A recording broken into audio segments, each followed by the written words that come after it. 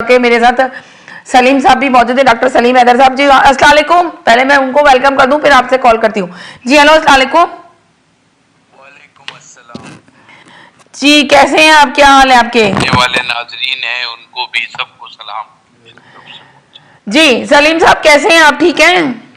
अल्हम्दुलिल्लाह, अल्लाह का। अच्छा जी, अल्हम्दुलिल्लाह, आप बिल्कुल ठीक ठाक है। मेरे साथ एक कॉलर है, पहले मैं सवाल ले लूं आपसे या आप खुद बताएंगे कि जो पाकिस्तान नहीं, की? आप पहले सवाल ले लीजिए। चलें जी। हेलो जी, अस्सलाम वालेकुम जी। अस्सलाम वालेकुम, कैसे हैं आप? जी बिल्कुल ठीक ठाक जी, बोलिए। हाँ जी। जी बोला तो मैंने दूसरे पे था, लेकिन सलीम हैदर साहब आ गए हैं, बड़े रीजनेबल आदमी हैं। जी। मेरा इनसे एक क्वेश्चन भी है जी, वही क्वेश्चन ही प्रोग्राम में।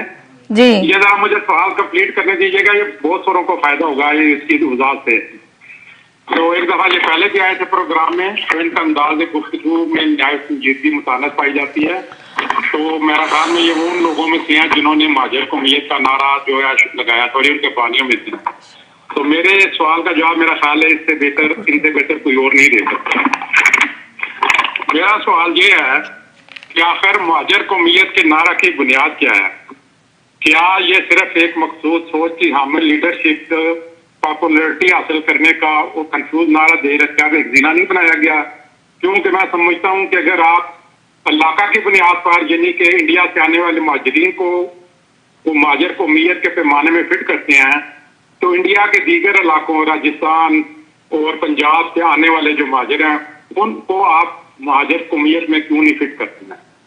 दूसरी बात यह है कि अगर आप जुबान की बुनियाद पर महाजर कौमियत का नारा लगाते हैं, तो एक तरफ तो आप उर्दू बोलने वाले महाजरों को कौमियत के पैमाने में ठहराते हैं, जबकि साथ ही बंगाली, बिहारी। एक सेकंड और एक कलर कोड कर दूं जी। हेलो, अस्सलाम वालेकुम, एक मिनट के लिए होल्ड करें, मैं इनसे सवाल ले लूं, फिर आपसे लेती हूँ। जी जरूर। थैंक यू जी बोलें।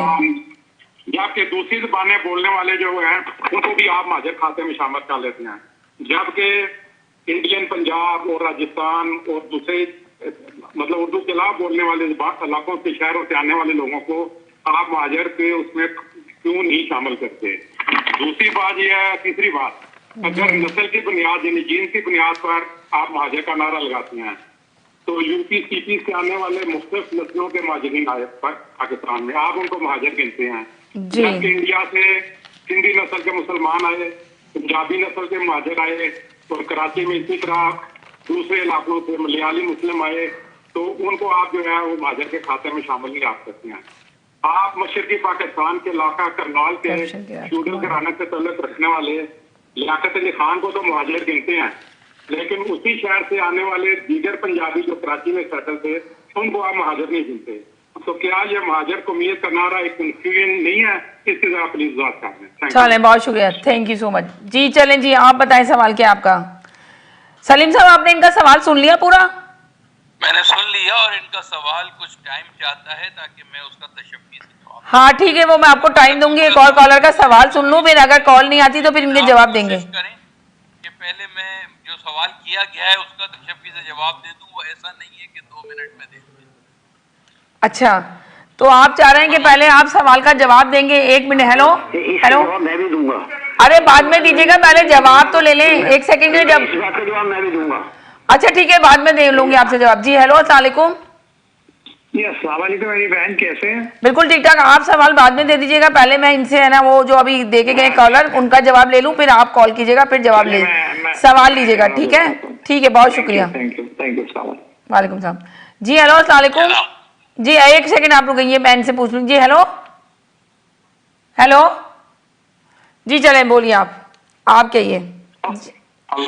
हेलो, हाँ, मैं आपको है ना, पहले एक कॉलर ने सवाल दे चुका है, वो कह रहे हैं मैं इनका पहले तवील जवाब दे दूं, फिर मजीद कॉलर का सवाल लेंगे ताकि ना आसानी रहे, वरना सवाल सारे मिक्स हो जाएंगे। राइट, चलें, बहुत शुक्रिया, थैंक यू।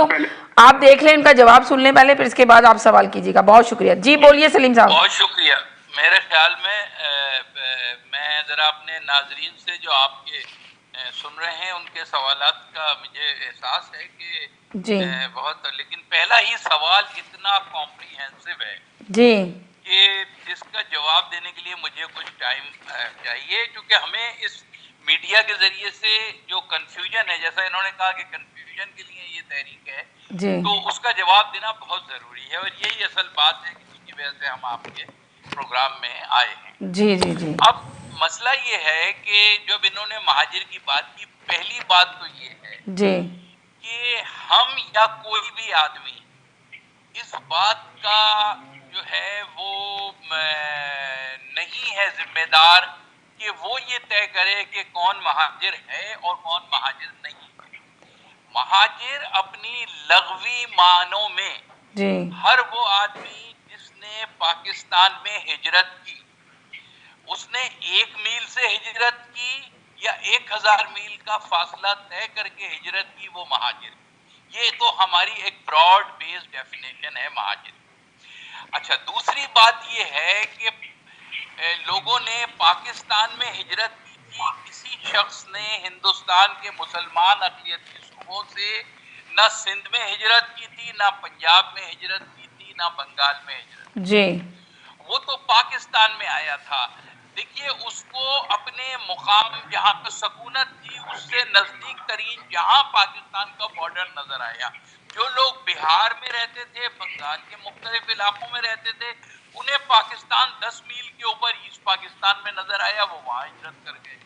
जो राजस्थान में रहते थे, जो इससे मुल्का इलाकों में रहते थे, उन्हें पाकिस्तान नजदीक सिंध में आया, वो इधर आ गए। जी जो लोग पंजाब के बॉर्डर पे रहते थे, उन्हें नजदीक पाकिस्तान वहां नजर आया, वो पंजाब की तरफ, क्योंकि वो सिर्फ पाकिस्तान में आ रहे थे, सूबों में नहीं आ रहे थे। जी तो सबसे पहली बात तो ये है कि सारे लोग हिजरत के अमल से गुजरे हैं, वो महाजिर हैं। अच्छा, तो हम पैदा भी नहीं हुए थे जिस वक्त कायदे आजम रहमतुल्लाह अलैह ने, बानी पाकिस्तान ने जो है वो एक विजारत बनाई जिसका नाम था विजारत महाजरीन। जी और उस वक्त शहीद मिल्लत के दौर के अंदर भारत के साथ एक मुआहिदा हुआ, जी लियाकत नेहरू पैक्ट, जिसके तहत यहाँ से पाकिस्तान से हिंदुस्तान जाने वाले सारे हिंदू सिख वो सब लोग शरणार्थी का उस जबान में माने भी महाजिरी के, तो यहाँ से जाने वाले वहाँ शरणार्थी कहलाए और वहां से आने वाले यहाँ महाजिर कहलाए। तो इस तरीके से ये जो हिजरत का अमल है, ये शनाख्त हमें 1947 में ही हासिल हो गई थी, लेकिन महाजिरों ने अपने आप को पाकिस्तान आने के बाद खुद को पाकिस्तानी कहलाते हुए कभी भी अपनी शनाख्त पर इसरार नहीं किया। ये 1970 के बाद जब सिंध के अंदर पाकिस्तान पीपुल्स पार्टी का जुल्फकार अली भुट्टो पाकिस्तान में बादशाह बन गया और सिंध के अंदर उसके इंतहा पसंद नस्ल परस्त कजन मुमताज अली भुट्टो और नस्ल परस्त सिंधी वडेरों की पहली हुकूमत कायम हुई, और उससे पहले पाकिस्तान दो लफ्त हो गया और मशरकी पाकिस्तान में हमारे महाजिर जो हिजरत करके गए थे वो महबूस हो गए और वहां पर आज तक वहां के कैंपों में पड़े हुए हैं। यहाँ से ये नया फलसफा महाजिर का वजूद में आया और 1978 में हमने all Pakistan Muhajir students organisation APMS को बनाकर इस बात को क्लियर किया कि भाई ये सिंध में बसने वाले महाजिरों के साथ ये ज्यादतियां हो। तो उस वक्त से नारे के तौर पे आया महाजिर का, ये हमारी सियासी शनाख्त के तौर पे सामने आया, जबकि पंजाब में रहने वाले महाजिरों ने या वहां हिजरत कराने वाले महाजिरों ने, क्योंकि चाहे वो ईस्ट पंजाब से आए या दिल्ली से आए या बिहार से आए, उनके साथ कोई डिस्क्रिमिनेशन नहीं हो रहा था, इसलिए उन्होंने वहां पे ये नारा नहीं लगाया। वो खामोशी से वहां के समाज में माशरे में जम हो गए। तो मैं ये क्लियर करना चाह रहा हूं कि जो सियासी शनाख्त का महाजिर का लफ्ज है वो सिंध के इलाकों में हिजरत करने वाला, अच्छा सिर्फ महाजिरों के साथ जाती नहीं हुई, जिसमें कोटा सिस्टम सर फहरिस्त, उर्दू जबान पर सरकारी तौर से पाबंदी, जबरी तौर से मुलाजमतों से हजारों लोगों का निकाला जाना, उनके कारोबार पे, बैंकों पे, शिपिंग कंपनियों पे, स्कूलों पे, उनके अस्पतालों पे, सब पर, उनकी फैक्ट्रियों पर, उनकी इंडस्ट्रीज पर कब्जा और उसको नेशनलाइज के नाम पर ले लेना। तो तो ये सारी चीजों ने, और फिर अंदरूनी सिंध में बड़े पैमाने पे दहशतगर्दी, गुंडागर्दी करके, महाजरों को नकल मकानी करके, उनकी जमीनों पे जो थोड़ी बहुत मतरूका जमीनें उन्हें मिली थी उन पर कब्जा, इस चीज ने महाजरिज्म को महाजर नेशनलिज्म। अच्छा, हम इस नई डेफिनेशन के साथ जब 1978 में खड़े हुए तो हमारा तो सिंध में आने वाले वो सारे लोग जो इस जुल्म और ज्यादती का शिकार है वो सब महाजिर, और उनमें अक्सरियत महाजिर ही थी। अब महाजिर से आने वाले लोग भी थे, माशी तौर से तकलीफ में मुब्तला दूसरे सूबों से आने वाले लोग भी सिंध के अंदर महाजिर ही थे। तो इसके ऊपर जिद ना की जाए कि कौन महाजिर और कौन महाजिर नहीं, ये देखा जाए कि इस शनाख्त के लोगों ने जब अपने हकूक का नारा लगाया है तो उस नारे को तस्लीम किया जाए, उनकी प्रॉब्लम्स आ जाए और उसको एड्रेस किया जाए। ये महाजिर नारे की बुनियाद। ठीक है, आ गया आपका तफसील से जवाब। जी हेलो जी अस्सलाम वालेकुम। वालेकुम अस्सलाम जी। मैं बहुत शुक्रिया अदा करूंगा डॉक्टर साहब का कि वो इतनी सुबह उठ के हमारे लिए आए हैं और हमारे सवालों के जवाब के लिए बहुत शुक्रिया आपका।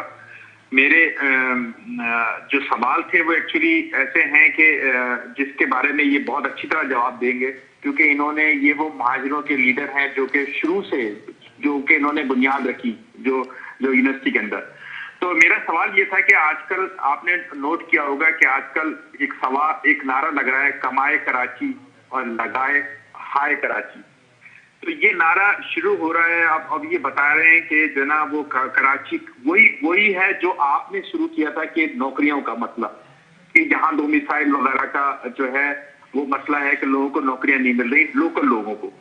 अब यही नारा दोबारा लग रहा है, लोग जमा हो रहे हैं, रश हो रहा है, इस तरह आ रहे हैं। एक तो इसके बारे में आप डालिएगा एक क्वेश्चन। दूसरी क्वेश्चन मेरा ये था कि आपकी जमात माशाल्लाह अच्छी क्या है, आपको लग रहा है कि ये जमात दोबारा से खड़ी हो जाएगी? ये भी सलीम साहब से क्वेश्चन है। मेरा ये भी क्वेश्चन इन्हीं से था कि ये आपकी जमात क्यों नहीं आगे आती, आप क्यों नहीं आगे आते? क्योंकि आपका पॉइंट ऑफ व्यू जो है वो वाकई मतलब आप किसी उसमें नहीं है, आप लोगों के लिए आवाज देने वाले हैं। तीसरा ये था कि बात ये थी कि देखिए हमने जो आजमाए हुए लोग जितने भी हैं, आप समझते हैं कि हम दोबारा आजमाए हुए लोगों को दोबारा वोट दें, जो कि जब हुकूमत में थे उनको हुकूमत में चार्ज भी मिला था, उन्होंने कोई कोटा सिस्टम खत्म नहीं किया और फिर दोबारा वो आपके नारा लगवा रहे हैं। मैं आपका सवाल समझ गया हूं, लेकिन इतने सवाल इतने सारे सवालों के जवाब वो एक साथ नहीं दे सकते, एक सवाल करें, छोटे छोटे सवाल प्लीज। इतने बड़े बड़े सवाल करेंगे तो टाइम खत्म हो जाएगा आप लोग के सवाल लेते हुए। 1 मिनट का छोटा 1 लाइन का सवाल करें तो ताकि 1 लाइन का जवाब लें, ताकि ज्यादा से ज्यादा कॉलर को ले सकते हैं हम। जी बिल्कुल, एक ही लाइन का सवाल होगा जी। सवाल ये है डॉक्टर साहब से, मैं इनको फॉलो करता हूँ 1982 से। अच्छा, उस वक्त पाकिस्तान महाजर मूवमेंट होती थी, उस वक्त का फॉलो करता हूँ। डॉक्टर साहब से मेरा ये सवाल है कि आपने वो तो एक्सप्लेन कर दिया कि महाजर क्या ये वो तो समझ में आ गई। आपने उन लोगों को साथ क्यों नहीं मिलाया, या कभी जिला साहिवाल में आप जानते होंगे उकाड़े के करीब, साहिवाल के करीब, कराची मिला लें, हैदराबाद मिला लें, मीरपुर खास मिला लें, इन तीनों से ज्यादा उर्दू स्पीकिंग महाजरों की तादाद उस इलाके में है। बाकियों की मैं बात नहीं करता। एक्सप्लेन करें कि आपने कभी उनको रीच अप किया है? चलें, ठीक है जी। हेलो जी। बहुत बहुत शुक्रिया भाई। डॉक्टर साहब से मेरे भी 2 सवाल है। 1 2 नहीं, सिर्फ एक सवाल पूछे 30 सेकंड का। जी डॉक्टर साहब से मेरा ये सवाल है कि जब महाजर बनी वो इसलिए, और ये इसलिए बनी कि रोजगार और ये थर्ड पोजीशन पे जो सिंध के अंदर लोग होते थे ना, उनको दाखिले मिल जाते थे, ठीक है, और जो फर्स्ट पोजीशन के होते थे उनको एडमिशन नहीं मिलते थे, नौकरियां होती थी, वहाँ पर महाजरों के लिए कोई सीट नहीं होती थी, 1 या 2% कोटा होता था। चले ठीक है, आगे आपका सवाल। सदाकत है या नहीं है? 1-2% कोटा होता था, नहीं होता था महाजरों के लिए, और कुछ यूनिवर्सिटी ऐसी थी जहाँ महाजरों का दाखिला ही नहीं था। जैसे सवालों को अगर आप खुद ही सवाल कर रहे हैं, खुद ही जवाब दे रहे हैं, दाखिला क्यों नहीं था? एक बात सुने, आपका सवाल है, आप ही का जवाब है। बताएं कि बस सब ये ये वो लोग बताएं कि जो जिन्होंने ये सवाल किया। अरे मेरी ये समझ नहीं आ रहा, प्लीज एक्सक्यूज मी, मैं ये समझ नहीं आ रहा कि आप खुद ही सवाल कर रहे हैं, खुद ही जवाब। दूसरी तरफ कर दिया, हम कोई और सवाल करने वाले थे। वो ये सवाल किया, थर्ड पोजीशन के लोगों को दाखिला मिलता है, पीआरसी क्या है, ये पूछे थे पीआरसी क्या है कराची में। तो जो माँ बाप, आप रुक जाए एक सेकंड, इनके भड़ास निकल लेने पहले दिल की। 3 नस्लों का पूछ कर फिर जॉब देते हैं, ठीक है। क्या तुम सिंधी हो या नहीं हो, तुम्हारा बाप सिंधी था नहीं था, तो कागजात देखते हैं, पकाने के कागजात देखते हैं। उल्टी सीधी बातें करते हैं ये लोग, इनको पता ही नहीं है किसी चीज का, ये पता नहीं कहाँ से आ जाते हैं। आपके प्रोग्राम जी क्या कह रहे हैं? बात देखिए, आप रोक दीजिए ना, आप रोक नहीं रही हैं। अरे मैं रोकूं क्या, मतलब उनकी भड़ास निकलने दें, जब निकल जाएगी ना फिर वो सुकून से। निकलने दें, लेकिन फिर आप भड़ास की नकल करके मैं फिर हट जाता हूँ, इसलिए कि अब मुझे ये भी याद नहीं रहा कि वो पहले वाले साहब ने क्या सवाल किए थे, जबकि मैं उसका तशफ़ी किसी के साथ जवाब देना चाहता हूँ। अब देखिए कॉलर को ही चाहिए ना कि एक लाइन का सवाल करें, चार सवाल दे रहे हैं एक साथ ही, अब आप उलझ गए। रोक दीजिए, आप कंट्रोल कीजिए प्रोग्राम। जी मैं सबसे पहले तो ये है कि मेरे भाई ने कहा था कि मैं वहाँ से अलग सुबह जो है वो इसका जवाब दे रहा हूँ, वो आपने इंट्रो में नहीं कुछ बताया। मेरे भाई मैं इस वक्त जो है वो यहाँ अमेरिका आया हुआ हूँ और अभी हफ्ता भर यहाँ और हूँ, तो मैं इस वक्त यहाँ पर ह्यूस्टन में टेक्सास में हूँ। तो पहली तो बात।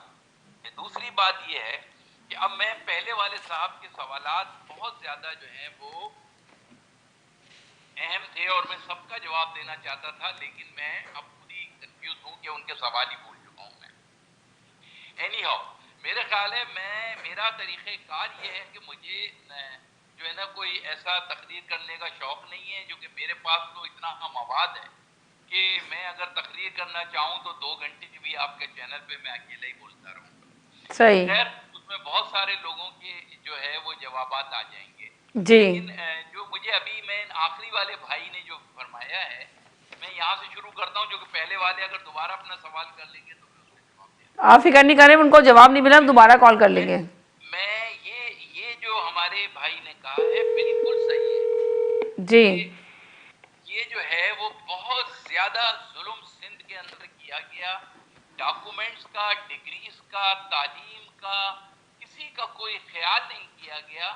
और एक 3rd डिवीजन हत्ता के जुल्फकार अली भुट्टो के दौर में तो ऐसा वाकया अभी ये हुआ कि इंटर आर्ट्स में पास करने वाले को मेडिकल कॉलेज में दाखिला दे दिया और बताया ये गया कि चूंकि यहाँ पर इस जिले का ये कोटा है और इसमें कोई साइंस में इंटर पास नहीं किया है तो इसलिए इसको हम दाखिला दे रहे हैं। सही। तो और दूसरी तरफ कराची और हैदराबाद और इन इलाकों में ये हुआ कि A+ 80% स्कोर लेने वालों को दाखिला नहीं मिला और बाद में उनको बेचारों को BSc करके और दूसरे उसमें जाके अपने कैरियर से जो है वो खराब हो गई, उनकी जिंदगी जो है वो तालीम मुकम्मल नहीं कर सके अपनी मर्जी की। तो वो जुल्म सिंध के अंदर महाजरों के साथ हुआ कि तालीम के जिम्मे और तालीमी इदारों में जो जुल्म कभी इसराइल में यहूदी रियासत में फलस्तीनियों के साथ नहीं हुआ। तालीमी इदारों में जब जाते थे अंदरूने सिंध के तो वहाँ तशद्दुद किया जाता था, उनके डॉक्यूमेंट्स फाड़ दिए जाते थे, उन्हें क्लासें अटेंड नहीं करने दी जाती थी। लड़कियों को तो बिल्कुल ही यूनिवर्सिटी जाना, हमारी बच्चियों का जाना बिल्कुल नामुमकिन हो गया था वहाँ पे। तो ये जो महाजिर के मसले को एक गलत शक्ल में पेश किया गया है क्योंकि एक जमात एक ऐसी सरफेस पे आ गई थी कि जिसने महाजिर का पूरा चेहरा बिगाड़ के रख दिया था। वो कराची के अंदर जो उन्होंने गलतियां की हैं, जो ब्लंडर्स किए हैं और जो महाजिर कौम को जिस तरीके से उन्होंने जिल्लत शर्मिंदगी का वो किया है, जिसका कोई ताल्लुक महाजिरों की असल तहरीक तो पसे पुश चली गई और महाजिरों की शक्ल एक जालिम के तौर पे, मजलूम की बजाय जालिम के तौर पे जो है वो सामने आई है।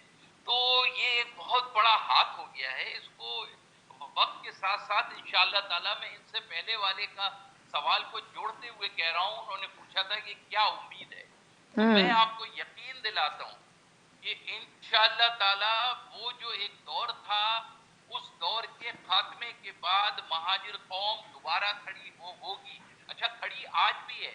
महाजिर कौम अभी तक अपने उसूलों पर और अपने नजरियात, जो सच्चे नजरियात है, कौम वही खड़ी हुई है। ये जिस तकसीम की आप बात करते हैं, ये जिन ग्रुपों की आप बात करते हैं, ये 100-200 लोग हैं जिन्होंने आपस में ग्रुपबाजी कर रहे हैं। ये वही लोग हैं, पहले ये एक जगह जमा होके महाजिर कौम को तबाह और बर्बाद कर रहे थे। अब ये वहां की रियासती इस्टेब्लिशमेंट के इशारे पर टुकड़ियों में बंटकर महाजिर कौम को तबाह कर रहे हैं। तो ठीक। तीसरा सवाल जो उनका था वो ये कि हमारी जमात और हम क्या करेंगे। देखिए, ये अल्हम्दुलिल्लाह आप यहाँ से कनाडा से लेके और अफ्रीका तक किसी इलाके के अंदर किसी जगह पे बात करेंगे तो हर उर्दू महाजिर कौम का आदमी ये बात जानता है कि वहां की जो जेन्युइन लीडरशिप थी वो हमारी जमात और डॉक्टर सलीम हैदर थे। लेकिन उस वक्त एक जमात को इस्टेब्लिशमेंट ने पहले आसमान पे चढ़ाया, जितनी ताकत नहीं थी उससे ज्यादा उनमें हवा भर दी। फिर वो जब गलत कामों पे लग गए तो फिर उसके बाद उनकी गर्दन पकड़ के पूरी महाजिर कौम के चेहरे को काला कर दिया। तो इंशाल्लाह ताला अब उसके सिलसिले में इस तरह का वहां माफिया का निजाम, दहशतगर्दी का निजाम, कत्ल वारतगरी का निजाम वहां लागू कर दिया गया था कि किसी आदमी के लिए उसके सामने खड़े होना। लेकिन उसके बावजूद डॉक्टर सलीम हैदर खड़ा रहा। 6 दफा कातिलाना हमले हुए, अल्लाह ताला ने ये जिंदगी दी। इंशाल्लाह ताला जमात को सरवाइव करवाया है। अभी जो ये नया फेस आया है जिसमें उसी एक जमात के 6 धड़े बन के और वो महाजरों को तबाह और बर्बाद करवा रहे हैं। जरा सी गर्द, थोड़ी सी गर्द बैठ जाने दो। जी। मैं हमेशा पूरी 30 भाई साल मेरा ये सवाल कहता कहाँ रहा, गया डॉक्टर साहब, मेरा सवाल ही भूल गए। कुछ देर तो हो लेने दो, खुद लोग समझ लेंगे। रेबर हैं कि रेजन हैं, हम नाम तराशेंगे। मेरी पॉलिसी ये रही। ठीक, वो आ गए जिन कॉलर का आप सवाल भूल गए थे, दोबारा से आए वो कॉल सवाल लेकर अपना। जी बोलिए। जी जी, मैं डॉक्टर साहब को 1982 से फॉलो कर रहा हूँ। 1982 से फॉलो कर रहे हैं आप, ठीक है। 82 से उस वक्त पाकिस्तान महाजिर मूवमेंट होती थी और मैं पंजाब का रहने वाला हूँ, मैं भी महाजिर हूँ, मैं भी उधर से आया हूँ। तो डॉक्टर साहब से यही क्वेश्चन है कि आपने पंजाब में रहने वाले उर्दू स्पीकिंग के जो जिला साहिवाल में उकाड़ा में आपके कराची सवाल याद आ गया आपका, उनको सवाल याद आ गया। खास से मिला के इतने नहीं बनते जितने वहाँ रहते हैं उर्दू स्पीकिंग पंजाबी। मैं समझिए। अब मैं आपने कभी उनको रीच अप किया है, उनको अपने साथ मिलाने की कोशिश की है? मैं अभी अर्ज करता हूँ। देखिए, जब ये मामला आया था महाजिर का इब्तिदा के अंदर जी, तो हमारा यही ख्याल था कि जब हम अपनी सिंध में सबबंदी मुकम्मल कर लेंगे तो फिर हम पंजाब से बहुत लोग हमारे पास आते थे जब हम APMSO में थे, और वो आके कहते थे कि भाई हमारे भी वहां पे तंजीम साजी करें और हम आपके साथ। जी, मैं हमेशा से इस बात का हामी था कि हमारे जो महाजिर की ब्रॉड डेफिनेशन है उसके अंदर पंजाब के अंदर रहने वाले, केपी में रहने वाले सब लोग, लेकिन क्योंकि वहां पर उनके मसाइल उस अंदाज के नहीं थे तो हमें कोई वहां पर ऐसी जमात, लेकिन समाजी तौर से हमें चाहिए था कि हम उसको उसी वक्त वहां तक ब्रॉड कर दें। मैं आज आपसे ऐलान कर रहा हूं, मैं मुसलसल हर जगह ये बात समझा रहा हूं और 87 के अंदर मैं तो ये कह रहा हूं कि ये लड़ाई कौमियतों तक की बुनियाद पर नहीं है। कोई किसी पंजाबी बोलने वाले से भी कोई झगड़ा नहीं है, पख्तून बोलने वाले से भी नहीं है। महाजिर तो सबसे पीसफुल, बरसगीर के सबसे समझदार, बाशऊर और सबसे बड़ी लसानी अक्सरियत है इस बरसगीर की। तो इसलिए जो पंजाब में हमारे भाई हैं, बिल्कुल एक महाजिर जमात को उनके साथ भी जो है ना वो आगे बढ़ाना चाहिए। ये जिन उकाड़ा और जिन इलाकों के ये राव हैं, राजपूत हैं, अंसारी हैं, मुल्तान के अंदर हैं, हमारे रांगड़ हैं, हमारे हजारों लाखों, बल्कि मैं कहता हूँ करोड़ों, बल्कि कभी कभी मुझे पंजाब से आने वाले रहनुमा मुझे बताते हैं कि पंजाब के अंदर महाजिर और सराइकी एक ही जैसी तादाद में है, खुद पंजाबियों की तादाद जो है इनसे कम है। जी, तो मैं बिल्कुल समझता हूँ उनके मसाइल को भी हमें टेकअप करना चाहिए और इंशाअल्लाह ताला ये जो पहला फेज है जो ये खत्म हो जाए, इंशाअल्लाह ताला हम पीसफुल तरीके से पाकिस्तान के दायरे और विफाक में रहते हुए तमाम महाजरों के जहाँ जहाँ मसाइल हैं उसके लिए जो है वो आवाज भी उठाएंगे और एक तंजीम भी बनाएंगे इंशाल्लाह। चलें जी, बहुत सारे कॉलर हैं, इनके और सवाल ले लें, एक लेंगे जी। हेलो हेलो जी, जी, हेलो, वालेकुम अस्सलाम जी। जी ये डॉक्टर सलीम हैदर साहब को भी बहुत बहुत सलाम। एक सेकंड के लिए होल्ड करें जरा, एक सेकंड के लिए होल्ड करें, एक सेकंड के लिए होल्ड करें जी। हेलो, अस्सलाम वालेकुम।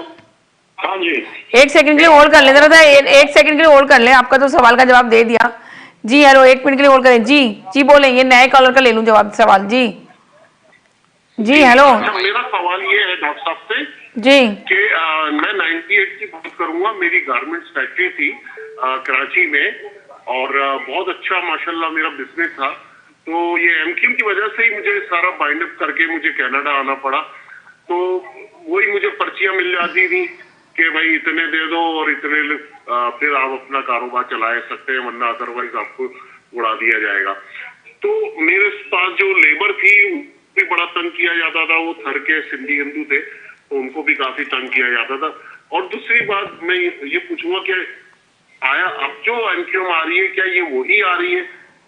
तो फिर तो अल्लाह ही हाफिज है कराची का। और कराची के ये हालात जो हैं, जो कंडीशन हो गई है कराची की, जो आपने देखा सड़कों की, और जो वहाँ पे बहुत बुरा हाल है, स्कूलों की, हॉस्पिटलों की, मतलब कुछ भी सही नहीं है। तो वो आया आगे अगर कोई एमक्यूएम ऐसी बनती है या कुछ ऐसे नए लोग आते जो हैं कराची के लिए बेहतर साबित हो।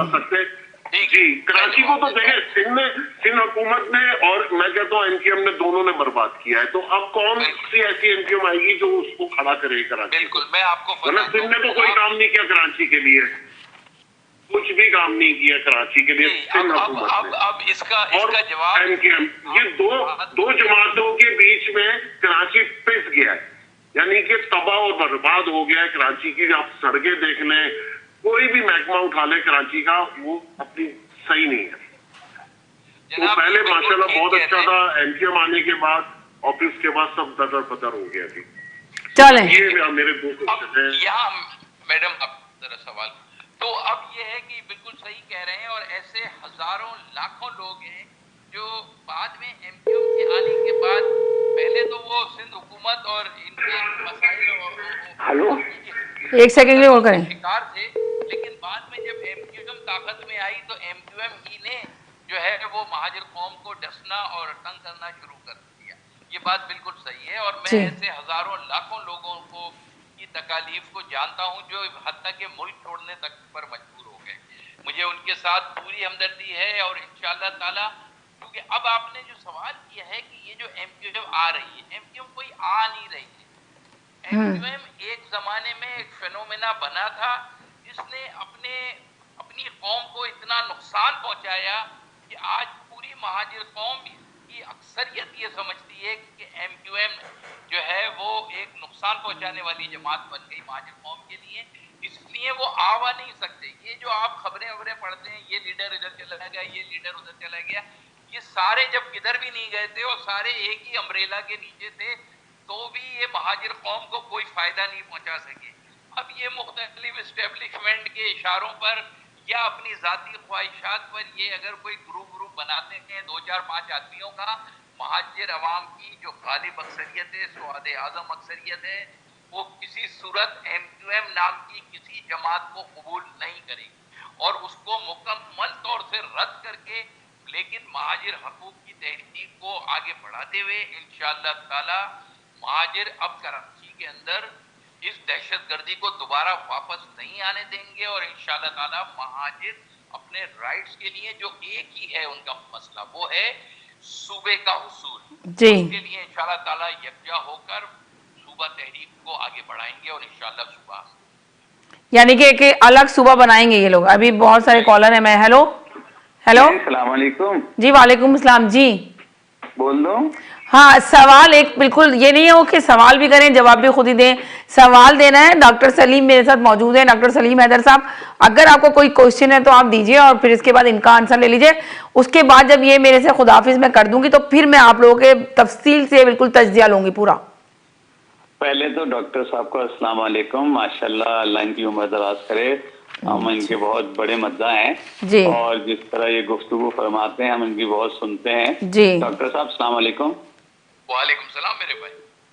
डॉक्टर साहब, एक छोटा सा सवाल है। जिस मुल्क की जिस वक्त इस हालत में है, तो आप क्या समझते हैं किसी भी पार्टी का कोई किरदार है? मेरे ख्याल में कोई किरदार नहीं है। मेरी अपनी राय, बाकी आप अपनी प्लीज दीजिएगा।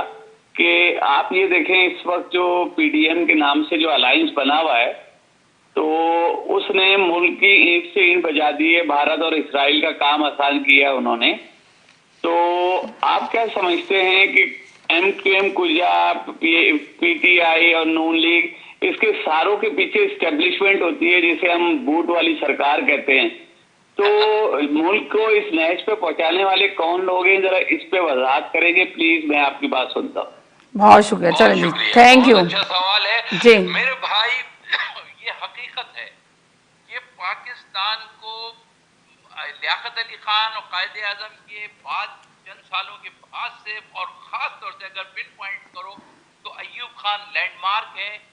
उस वक्त से आने वाले तमाम हुक्मरानों ने, बीच में एक आध ने कोई संजीदा कोशिश की हो रोकने की, लेकिन वो रोकने में कामयाब नहीं हुआ। और थोड़े दिनों के बाद वो खुद उसी सिस्टम का हिस्सा बन गया, जिसमें एक माजी करीब में जनरल परवेज मुशर्रफ का नाम ले सकते हैं कि आने की शुरू के 3 साल उसने कुछ काम किया, लेकिन 3 साल के बाद वो पूरे मुल्क के सारे चोर चमारों को उसने जो है ना वो अपनी हुकूमत में शामिल किया, और उसका भी फिर आखिर में अंजाम जो है ना खैर के साथ हुआ।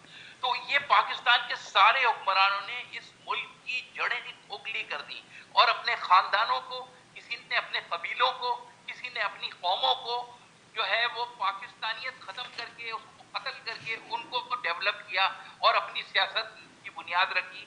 किसी ने जाग पंजाबी जाग के नारे लगाए, किसने कहा, भुट्टो ने कहा था कि जीएम सैयद तू सिर्फ सिंध को सिंधु देश बनाना चाहता है, मैं पूरे पाकिस्तान को सिंधु देश बना दूं।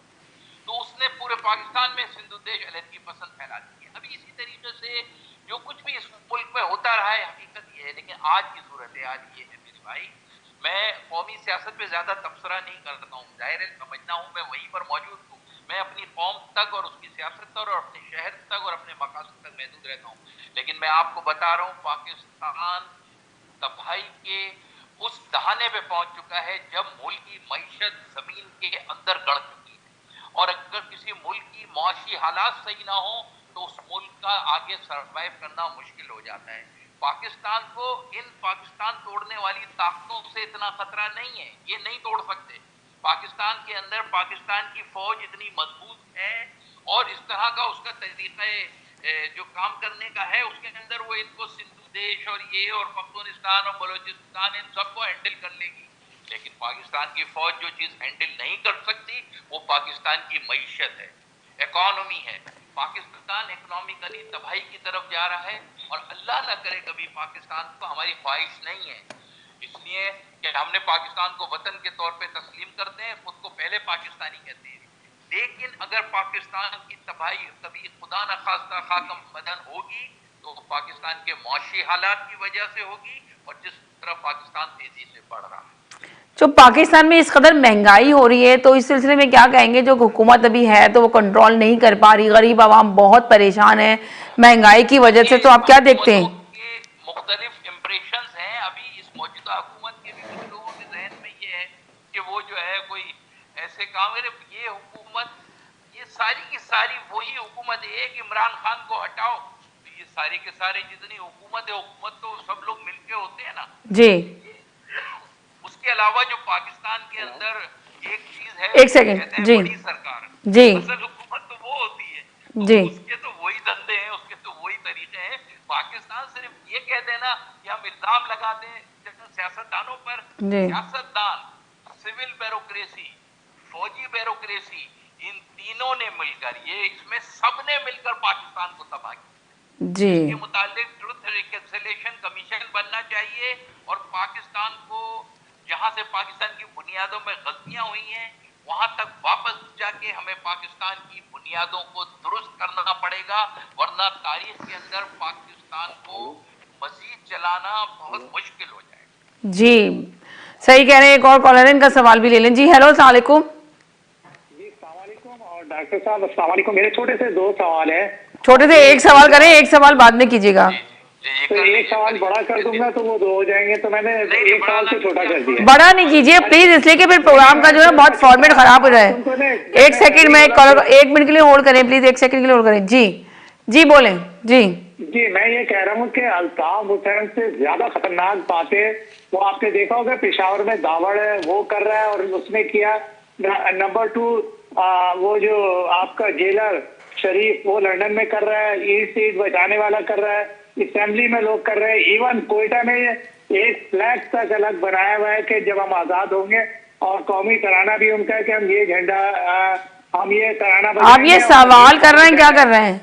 तो मेरा सवाल ये है कि एमक्यूएम ये इनकी 2 पॉलिसी क्यों है कि कब वो टैंक लेके आएंगे, कब वो बिल्डोजर लेके आएंगे कि रायगढ़ पे हमला करेंगे?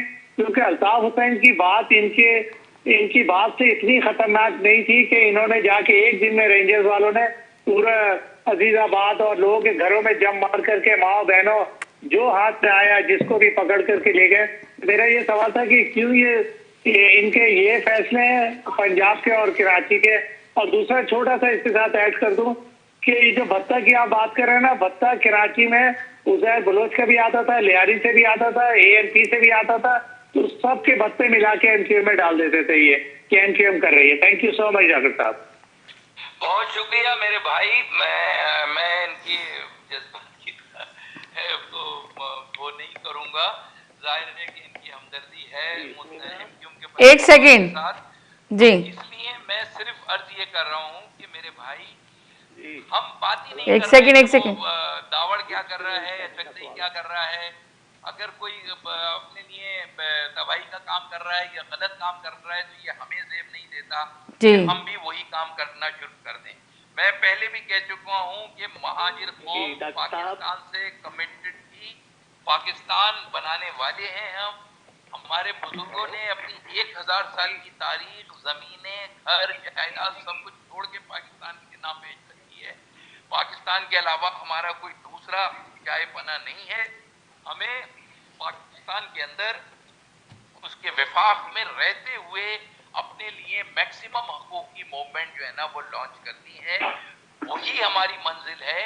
लेकिन इसके अलावा पाकिस्तान के खिलाफ बात करके हम कराची, हैदराबाद और सिंध के शहरी इलाकों में बसने वाले महाजरों को मजीद मुश्किलात में डाल देंगे। इसलिए हमें एहतियात करनी है, समझदारी से काम करना है। और मुझे इससे मेरी किसी से हमदर्दी नहीं है, किसी शख्सियत से ना मेरी दुश्मनी। अगर वो अपने आप को पाकिस्तान के जो तरीक़े पाकिस्तान के अंदर है उसके साथ रहते हुए चलेंगे तो ये सूरत हाल नहीं होगी। आप इस एस्टेब्लिशमेंट की बात करते हैं, जरा मुझे बताओ कि सन 1986 से लेके और जब तक अल्ताफ हुसैन पे पाबंदी लगाई गई है तो फिर कौन सी एस्टेब्लिशमेंट इनको सपोर्ट कर रही है? कैसे ये सारे इलेक्शन जीत रहे थे? कैसे ये हर हुकूमत में शामिल थे अगर एस्टेब्लिशमेंट नहीं चाहती थी? सही। सब कुछ इनके साथ चल रहा था। जी। लेकिन अब अगर उन्होंने केस को अपने बिगाड़ लिया, उन्हें किसी और ने नहीं तबाह किया है, उन्होंने अपनी कुल्हाड़ी अपने पैर के ऊपर बल्कि कुल्हाड़ी के ऊपर पैर मार लिया है। जैसे सेम बिल्कुल आपने डॉक्टर साहब बिल्कुल सही कहा कि जैसे सेम अभी नवाज शरीफ ने अपने पैरों तले खुद ही कुल्हाड़ी मारी है, सेम लोग यही कह रहे हैं कि नवाज शरीफ ने भी तब जो कुछ उनसे सियासी गलतियां हो गई हैं उसको तस्लीम करें। जी। जिन भाई ने अभी अपनी फैक्ट्री का जिक्र करके बात कर रहे थे, तो आपको मैं वाज़ेह अल्फाज में बताऊं कि जी। एमक्यूएम से जितना नुकसान महाजिर कौम को हुआ है किसी गैर महाजिर को कोई नुकसान नहीं हुआ। अब आप फैसला कर लीजिए कि कैसे चलना है और किस क़यादत में। चले ठीक है, 2 कॉलर ने सही, आपने बड़ी साफ बात की है कि एमक्यूएम से जितना महाजिर को नुकसान हुआ इतना किसी को नहीं हुआ। एक कॉलर और है जी। Hello hello hello. हाँ जी जी बोलूं मैं? 1 सेकंड जी। हेलो 1 सेकंड मैं आपसे लेती हूँ, जो मेरे जो पहले दे चुके हैं 1 मिनट के लिए होल्ड करें जी। मैं अभी सबके सवाल ले लूं डॉक्टर साहब, फिर इसके बाद आप एक लाइन के जवाब दीजिएगा। एक लाइन का सवाल दे दें प्लीज। सिर्फ एक सेकंड का सवाल है जी। डॉक्टर साहब ह्यूस्टन से बोल रहे हैं, अगर वो गौरी साहब के यहाँ ठहरे हुए हैं तो सामने सोफा नजर आ रहा है, उसमें काफी जगह है, जरा गौरी साहब को भी लाके बैठाए सामने अगर उनके यहाँ ठहरे हुए हैं तो। चले ठीक है, बाय जी। हेलो अस्सलाम वालेकुम। हेलो अस्सलाम वालेकुम समीना। वालेकुम अस्सलाम जी। जी अस्सलाम वालेकुम डॉक्टर साहब, मैं भी एक क्वेश्चन करना चाहती हूँ। छोटा सा बिल्कुल। जी बिल्कुल, एक छोटा सा सवाल है कि जब एमकेएम अपने उरूज के दौर में थी तो जो वादे उन्होंने किए थे तो उन्होंने भी पूरे नहीं किए, कोटा सिस्टम के लिए उन्होंने कोई काम नहीं किया, और अब भी उनके कुछ मानने वाले ये समझते हैं कि अगर वो एक स्पीच मार देंगे या वहां से आ जाएंगे तो सारे मसाइल जो है वो छू मंतर की तरह नारा लगा देंगे, एक नारा लगा देंगे। ये नारा लगाया जा रहा है कि कराची को एक अलग सूबा बना दिया जाए, तो जरा इस पर रोशनी डालिएगा कि सूबा बनने के बाद ये जो 50 धड़े बनाकर बैठ गए हैं ये सारे एक हो जाएंगे, ये तो अपने सूबा में फिर एक दूसरे को फिर से मारना पीटना शुरू कर देंगे कि उस पर राज कौन करेगा। तो प्लीज आप जरूर जरा इस पर रोशनी चलें, डालिएगा। ठीक है, बहुत शुक्रिया जी।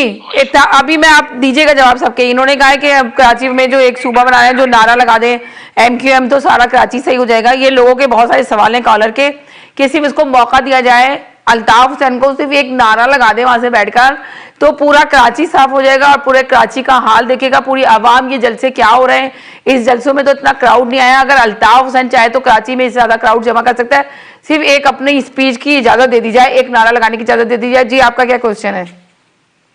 मेरा एक सिंपल क्वेश्चन ये है कि क्या आप समझते हैं डॉक्टर साहब, क्या आप समझते हैं कि आजमाए लोगों को दोबारा चांस मिलना चाहिए? चलें, ठीक है, वो एनकेएम से हो या किसी पार्टी से भी। चलें, आपका ये सवाल आ गया, बहुत शुक्रिया, थैंक यू जी। हेलो जी। जी अस्सलाम वालेकुम। जी वालेकुम सलाम। सवाल को छोटा कीजिएगा बिल्कुल प्लीज। जी सवाल मैं छोटा कर रहा हूँ। डॉक्टर साहब, अगर पाकिस्तान को सुधारना है, मईशत तो बहुत तबाही की तरफ जा रही है, लेकिन कानून की अगर हुक्मरानी में बालादस्ती कर दी जाए तो उसमें कोई पैसा खर्च नहीं होता। जैसे एक भाई ने अभी बिल्कुल सही बात की कि जो तकरीर अल्ताफ हुसैन ने की थी तो अल्ताफ हुसैन के पास कोई हुकूमती ओहदा नहीं था, लेकिन ये 3 दफा के प्राइम मिनिस्टर, सिर्फ इसका ताल्लुक पंजाब से, इस वजह से उसको कुछ भी नहीं कहा गया। और अल्ताफ हुसैन ने तकरीर की तो सारे उसके एमपी एमएनए उसके उन्होंने हाथ खड़े कर दिए थे कि हमारा इनसे ताल्लुक नहीं है, जबकि पंजाब से ताल्लुक। चलो ठीक है, आपका आ गया जवाब, आपका सवाल आ गया, अब जवाब ले लें। इंग्लिश वर्ड की देहरी पॉलिसी क्यों है? मैं बताता हूँ। देखिए भाई, अब रोक दीजिए आप सवाल। देखिए पहले मैं इन्हीं भाई का जवाब दे जी। और आप जरा पिछले वाले 2-3 सवाल थे, वो खासतौर से हमारी बहन का सवाल जरा याद रखिए। देखिए मेरे भाई, आप सही कह रहे हैं कि अल्ताफ हुसैन ने कोई तकरीर कर दी है, कोई बात, कोई तकरीर की कोई हैसियत नहीं होती है। कोई अल्फाज कह दे, जज्बात में भी स्लिप ऑफ टंग हो, ये और वो 10 चीजें हो जाती हैं, 10 बहाने हो जाते हैं, वो हो जाते हैं, कोई बड़ी बात नहीं है। लेकिन मैं अर्ज ये करना चाह रहा हूँ कि आप गलत कर रहे हैं। आप अल्ताफ हुसैन को मिक्सअप कर रहे हैं नवाज शरीफ के साथ, आप मिक्सअप कर रहे हैं दूसरे लोगों के साथ। देखिए अल्ताफ हुसैन के साथ कहानी ये थी कि उनके साथ जुड़ी हुई थी एक कौम, और ये नवाज शरीफ वगैरह सियासी लीडर है। अल्ताफ हुसैन सियासी लीडर नहीं था, उसे बनना भी नहीं चाहिए सियासी लीडर। उसको जो मैंडेट मिला, उसको जो सपोर्ट मिली, जो अब आप लोग ये किस्सा कहानी करते हैं कि टेलीफोन खोल दें और एक आवाज लगा दें, वो किसको आवाज लगाएगा? पख्तूनों को, बहलाउजों को, सिंधियों को, या सिंधु देश के शफी बर्फ को जो उसके बराबर में सोफे के बैठा हो? तो वो आवाज किसी को नहीं लगाएगा। ये जो मसला है उसको ये सोचना चाहिए था कि मैं एक कौम का नुमाइंदा हूँ, बहैसियत कौम के नुमाइंदे को हमें जो उन्होंने गुफ्तगू की वो नहीं करना चाहिए। वो हमारी कौम के मुफादात से मैच नहीं करती वो गुफ्तगू या वो सियासत, या अब वो जिस रास्ते पे चले गए और जो वो रोजाना सिंधु देश की हिमायत में बातें कर रहे हैं। तो ये फर्क दोनों का समझिए। नवाज शरीफ वगैरह सियासी लोग हैं, उनको उनकी माफी भी हो जाएगी, वो वापस भी आ जाएंगे, लेकिन ये कि हमें नहीं करना चाहिए। एक तो ये आपके आखिरी वाले सवाल का जवाब है जो एक जी, बहन ने कोई सवाल किया, वो उन्होंने ये सवाल किया था कि ये लोग जो अपना अलग सूबा बनाने का कह रहे हैं। मैं आपसे अर्ज करूं कि देखिए, ऐसे कोई सूबा कोई ऐसे हमें तशदीद में रख के नहीं पेश कर देगा जी। सूबे के लिए कुछ लोग संजीदगी के साथ मुसलसल लफ्ज महाजिर सूबे का सबसे पहला लफ्ज जो है वो मैंने इख्तियार किया, मैंने जमात बनाई, मैंने लोगों को खड़ा किया। आज अल्हम्दुलिल्लाह महाजिर कौम में हर आदमी तक ये मैसेज पहुंच गया है कि हम अब तक अपना टाइम जाया करते रहे, हमें सिर्फ सूबे के लिए एक दफा चलानी हो। तो इंशाअल्लाह ताला जब वो तहरीक सड़कों पर लॉन्च होगी तो बिल्कुल नई लीडरशिप शहर कराची के अंदर से पैदा होगी, और यही लीडरशिप जब ये लीडरशिप सूबा बनवाएगी, जब उस 40 साल महाजरों का वोट लेके, नोट लेके, ज़कात, खैरात, फितरा, जाने सब लेके, और उन्होंने सिर्फ कुछ भी डिलीवर नहीं किया महाजिर कौम के लिए, सिर्फ 1000-2000 पैदागीर उस कराची शहर में पैदा कर दिए, 2% के सड़क पे चलने वाले को अरबपति करोड़पति बना दिया। तो उसके बाद जब अब नई लीडरशिप आएगी तहरीक के नतीजे में, तो इंशाअल्लाह ताला सूबे के मामलात बिल्कुल सही चलेंगे। महाजिर कौम एक बड़े गहरे तजर्बे से गुजरी है, इंशाअल्लाह ताला दूसरी मर्तबा महाजिर कौम को नहीं डसा जा सके। सही। इंशाअल्लाह ताला जब सूबा बनेगा तब सारे मसले। चले जी, एक और 2-3 कॉलर हैं जी। हेलो जी, अस्सलाम वालेकुम। एक सेकंड जी, 1 मिनट के लिए मैं हेलो, 1 सेकंड के लिए होल्ड करें, 1 सेकंड के लिए होल्ड करें जी। हेलो जी बोलें जी। मैं जो सनी मैदर साहब से पूछना चाह रहा हूँ, ये जो कह रहे थे कि एक नई हम तरीके से आएंगे और सड़कों पे आएंगे सूबा बनाने के लिए, मेरा नहीं ख्याल है ऐसा सूबा बनता है। सूबा के लिए आइन में एक शिक है और आइन की आइनी तकाजे हैं, उसमें 2/3 मेजोरिटी आपको चाहिए और फिर फेडरल की आपको असेंबली में अप्रूवल चाहिए, उसके बाद सूबा बनता है। तो ये भी वही प्लान दे रहे हैं जो बाकी दे के गए थे, इसमें कोई हकीकत तो नहीं है कि सड़कों पे आने से अगर सूबा बन जाएगा, तो मैं नहीं समझता हूँ कि ऐसा है। इसका जवाब सुन, तो इनसे ये पूछना था। अभी वो जवाब सुन लें, आप दे रहे हैं वो जवाब। ये सड़कों के जिस तहरीक मैंने कहा कि जब ये तहरीक लॉन्च हुई है और अभी ये अवाम सड़कों पे आने के मायने होते हैं कि जब ये ताकत में आएगी तो उसके नतीजे के अंदर ही जो है ना वो सूबा बनेगा, तो उस तहरीक के नतीजे में नई लीडरशिप सामने आएगी। मैं ये समझाना चाहता था। दूसरी बात ये है कि आप एक बात, अब ये बहुत तवील जवाब होगा जी, ये इंतहाई अहम खाना सोच है कि आइन के तहत कोई सूबा बनता है। मैं आपसे पूछता हूं कि आज तक पाकिस्तान में जितने सूबे बने, कौन सा सूबा आइन के तहत बना है? और वो जो आइन चीख रहे हैं, पंजाब के अंदर तो 2/3 मेजोरिटी ने कह दिया सूबा क्यों नहीं बन पा रहा था। अभी ये गिलगित बल्तिस्तान को सूबा बनाने का ये कितने साल से राग अलाप रहे हैं, पता नहीं उसको क्या बनाया हुआ है, इन्होंने बल्दिया बनाई हुई है या क्या बनाया हुआ है। अभी तक ये सारे तीनों पार्टियां जाके कह रहे हैं सूबा बनाएंगे। तो ये सूबे नहीं बनते आइन के तहत। पाकिस्तान जब बना था तो पाकिस्तान में जो 5 सूबे बने थे वो किसी आइन के तहत नहीं बने थे। जरा अपना दिमाग को खोलो, वो जो है ऑर्डिनेंस के जरिए बने थे। ऑर्डिनेंस जारी होते हैं और सूबे बनते हैं। जो 91 यूनिट बना था, जब सूबे खत्म हुए थे तो ऑर्डिनेंस के जरिए खत्म हुए थे। फिर 1969 2 अप्रैल को याया खान ने सूबे दोबारा बहाल किए थे, तो ऑर्डिनेंस के जरिए बहाल हुए थे। आइन के तहत कुछ नहीं होता है, आइन अलग होता है, ऑर्डिनेंस अलग होता है। ये जो जरदारी ने गिलगित बल्तिस्तान को अबूरी सूबा बनाने का ऐलान किया था, ऑर्डिनेंस के जरिए किया था, आइन के तहत नहीं किया था। ये आइन वाइन से कुछ नहीं होता है, लेकिन उस डिमांड को अमली तौर से तस्लीम कराने के लिए अवामी ताकत की जरूरत है। अवामी ताकत के लिए हमें अवाम को मुतहरिक करके लाना पड़ेगा। अब ये जरूरी नहीं है सड़कों पे लाने के 10 तरीके होते हैं जी। पीडीएम लोगों को सड़कों पे ला रही है, इसलिए मैंने ये थोड़ी है कि वो जो है लड़ाई झगड़ा शुरू हो गया है। तो तरीकेकार से सियासत, आपकी लीडरशिप, कायदे आजम ने अवाम को लेकर आए सड़कों पे, लेकिन तरीके से लेकर आए पाकिस्तान बना दिया। तो तरीके से ये तो कोई बात नहीं है। और सूबा तो बहुत छोटी बात है, यहाँ तो मुल्क बन जाते हैं। लोगों को जाग तो लेने दो। जिन लोगों ने सिर्फ महाजरों की बेदारी, आंखें तो खोलने दें लोगों की। आप बड़ी अच्छी बात कह रहे हैं, जागने दो, आंखें तो खुलने दें लोगों की। सूबा जरूर बनेगा जी। एक आखिरी वर्ड रख लीजिए, इस पाकिस्तान के अंदर किसी का सूबा नहीं बनेगा।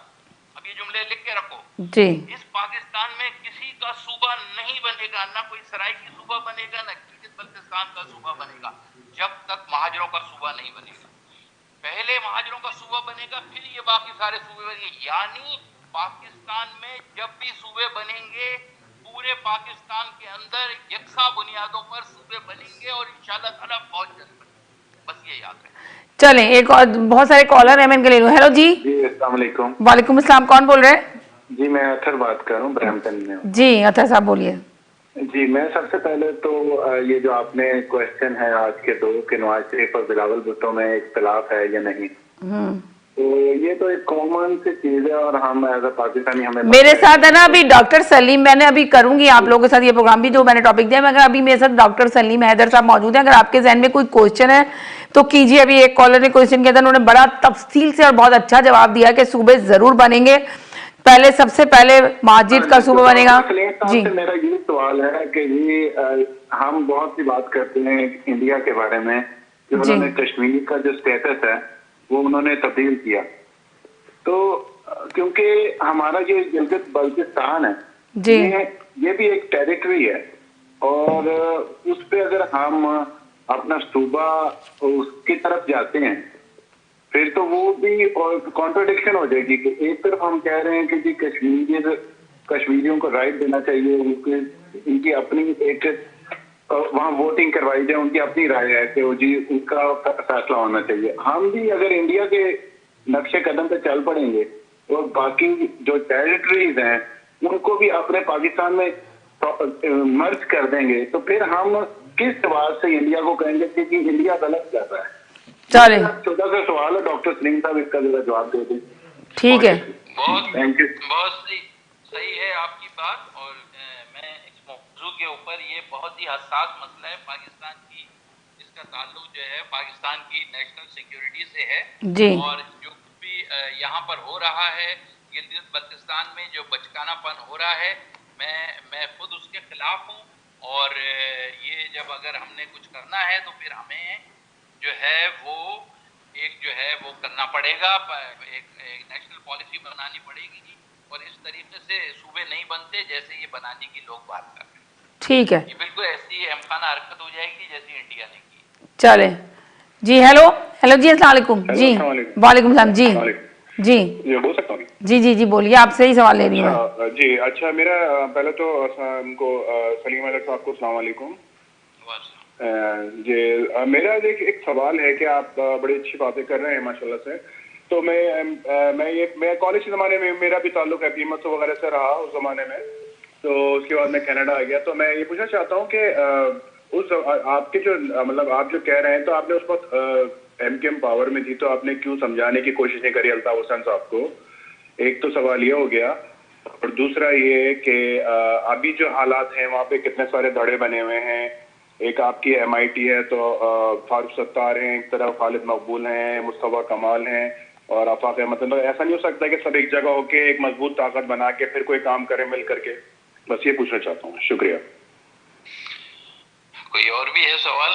नहीं, बस एक यही सवाल पूछ रहे हैं, मगर कॉलर बहुत सारे हैं, एक मिनट करें।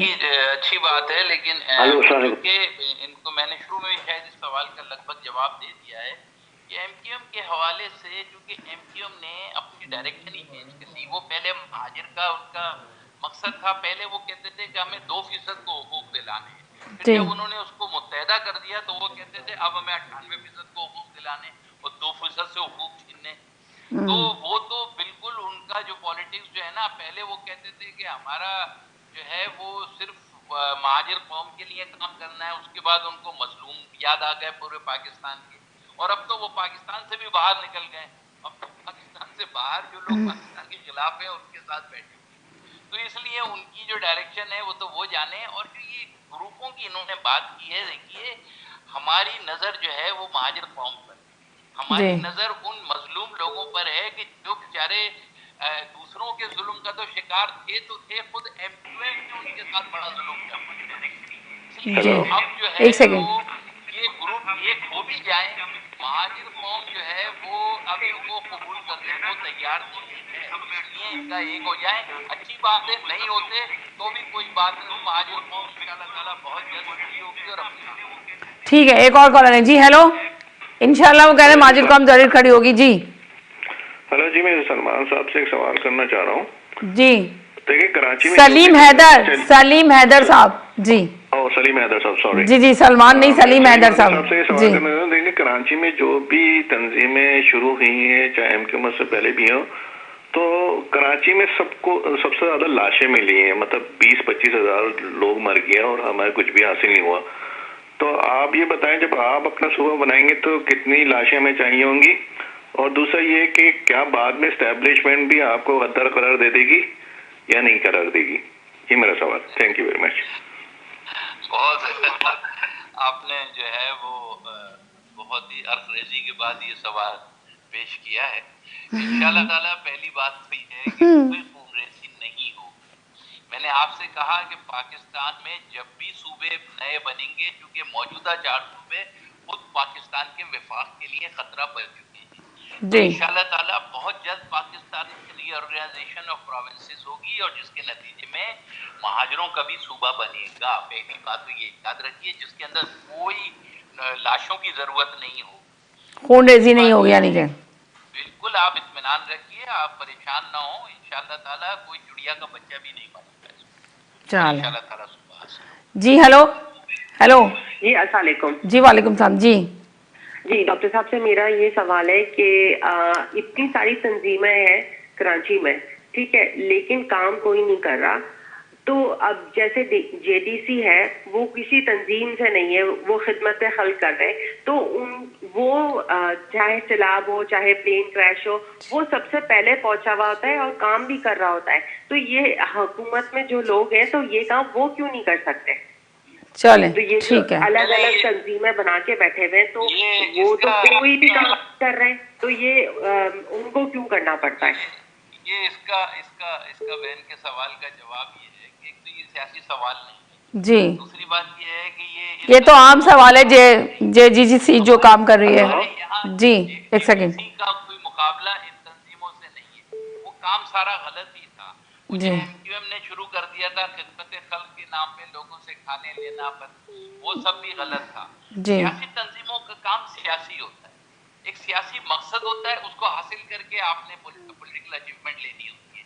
जो तंजीम है, अब जेडीसी जो है वो तो टोटल एक समाजी रफाई जमात है, आपको बहुत अच्छा उसका काम लग रहा है, आप माशाल्लाह उसको सपोर्ट कीजिए, और जो लोग करते हैं उसको दुनिया जहां के लोग खास एक तबके के, हाँ ये तो इससे क्वेश्चन नहीं है। एक और कॉलर है, उनका सवाल है। जी हेलो, एक क्वेश्चन मेरा, हेलो जी हेलो, एक सेकंड, फंक्शन कर लिया, खान का कर लिया, ये करते रहे, इससे कोई फर्क नहीं पड़ता है। इससे पहले आपने सुना होगा अब्दुल सत्तार ईदी भी बहुत कुछ करते थे, जी मर गए, उनका लड़का कुछ भी नहीं कर रहा है। ये ऐसे धंधे बहुत होते रहते हैं पाकिस्तान के अंदर। ये भी अभी जब तक चल रहा है, उसके बाद आप देख लीजिएगा क्या होगा। हेलो हेलो, डॉक्टर साहब से एक छोटा सा सवाल है। जी जी सवाल मेरा ये है, डॉक्टर साहब माशाल्लाह 40-45 साल से सियासत में हैं, जी इनकी पार्टी, तो ये आज तक आप ये देखें मैं डॉक्टर साहब की बड़ी अप्रिशिएट करती हूँ। ये देखें आप चैनल पे हैं और लाइव शो जा रहा है, लाखों लोग इसको देख रहे हैं इस वक्त, बहुत लोग देख रहे हैं, हर जगह दुनिया के कोने कोने में देखा जा रहा है। पर ये देखें कि वो एक आके चैनल पे सच बोल रहे हैं, वो जिस पार्टी से ताल्लुक रखते हैं उस पार्टी में जो नुक्स है वो भी आके मेंशन कर रहे हैं। ये नहीं कर रहे कि उसको सपोर्ट करें कि नहीं जी वो बिल्कुल ठीक है। जिस तरह आप तमाम कॉलर कहते हैं आके कि भाई एक नारा लगा दे, उसको इजाजत दे दी जाए। फिर देखें कराची की जो बारिश हुआ था उस पर मैंने प्रोग्राम किया था, तो आप लोगों का यही नारा था कि वो एक उसको इजाजत दिला दे, एक इजाजत दे दे। फिर देखें कराची का कैसा पानी की सड़कें साफ कर देता है, कराची को कैसे लोगों को जमा कर देता है, कैसा जलसा जो है ना भर देगा, लोगों को आवाम को बाहर निकाल देगा। ये अपोजिशन वाले कहां से आवाम को निकाल के लाए, इन्होंने तो पैसे दिए, वो बगैर पैसों के उसकी आवाज से पूरी आवाम निकल आएगी। पर आपको क्या लगता है, अब आवाम होशियार हो चुकी है, समझदार हो चुकी है, इसकी आंखें खुल चुकी हैं, समझ रहे हैं आप। अब आप सवाल करें इनसे। एक सवाल डॉक्टर साहब से ये करना है, माशाल्लाह ये 40-45 साल से सियासत में MIT के थ्रू।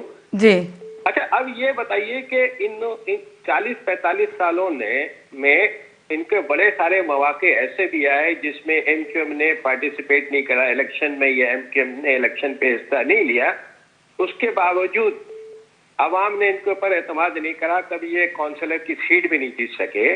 तो मेरा सवाल ये है कि अब कौम इन पे कैसे एतमाद कर ले? Thank you. जी डॉक्टर साहब देखिए, और तो ये भाई मेरे जो कह रहे हैं, जितने अरसा भी ये कह रहे हैं कि हम 78 से और 1984 तक हम स्टूडेंट लाइफ, जी तो स्टूडेंट लाइफ में कोई आदमी भी जो है ना वो ना इलेक्शन लड़ता है और ना किसी उस पे इख्तिदार में होता है। जी 84 से हमने जमातें बनाई, तो 86-87 जो है वो उसके अंदर पहली दफा बल्दियात जीत कर आई। अब ये इन बेचारे की जितनी भी ज़हनी सलाहियत होगी उसमें ये समझते होंगे जैसे शायद ये इनके वोट से MQM आई थी। हम उस वक्त जेल में हमें डाल दिया गया, गौस अली शाह की हुकूमत थी, और जिस तरीके से MQM को इलेक्शन जितवाया गया बल्दियात का, तो वो एक अलग बहुत बड़ी कहानी है। MQM को इख्तिदार में लाया गया, आई नहीं थी, लाया गया, उसको ला के उन्हें बहुत सी दूसरी दूसरी ताकतों को साफ करना था।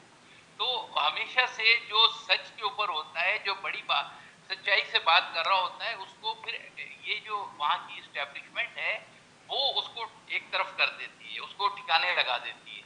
तो हमारे साथ जो प्रॉब्लम रही, क्योंकि उनको पता था कि ये सच्चे महाजनों के कौम परस्त लोग हैं, उन्हें पैदागिरों के 2 नंबर लोगों की जरूरत थी, तो उन्होंने उन लोगों को इक़्तिदार में लेकर आए। और ये उस इक़्तिदार से, अच्छा वो उस इक़्तिदार से कोई अपनी कौम के लिए काम नहीं कर सकते, वो तो काम ही इस्टेब्लिशमेंट के लिए कर रहे थे, तो वो बखूबी करते रहे। हर हुकूमत में, कौन सी हुकूमत है, 88 की बेनज़ीर हुकूमत हो, 90 की नवाज शरीफ की हुकूमत हो, 93 की बेनज़ीर की हुकूमत हो, 97 की नवाज शरीफ की हुकूमत हो, 99 की मुशर्रफ की हुकूमत हो, वो कौन सी हुकूमत है और अब पीटीआई की हुकूमत है जिसमें ये शामिल नहीं रहे या इनके धड़े शामिल नहीं रहे।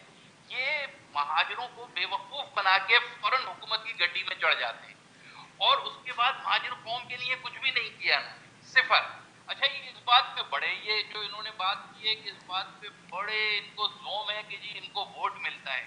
वोट जो महाजर कौम का है वो वोट जारी एक दफा इनसे कैमोफ्लेज हो गई कि शायद ये अपनी कौम के लिए कुछ करेंगे। हेलो, उसके बाद ये एक सेकंड, एक सवाल पूछना था कि ये जो उर्दू, मैं इनसे और कौम ने कुछ करना चाहा तो उससे पहले ही अपनी माफिया बना दी। और वो जिस 10 सालों का जिक्र होता है जिसमें इन्होंने हजारों लोगों को कत्ल किया, तो ये एक तवील कहानी है जो यहाँ पर मीडिया पर ज्यादा तफसील से बात करने की जो है ना वो वक्त भी नहीं है।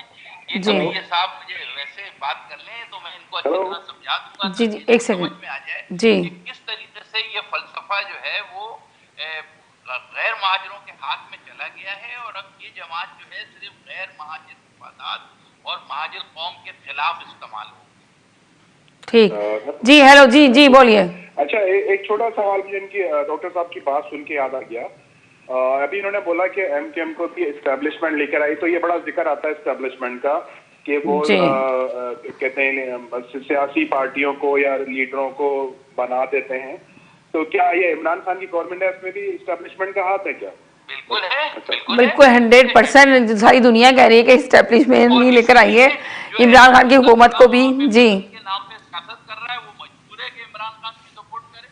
सबका माई बाप एक है।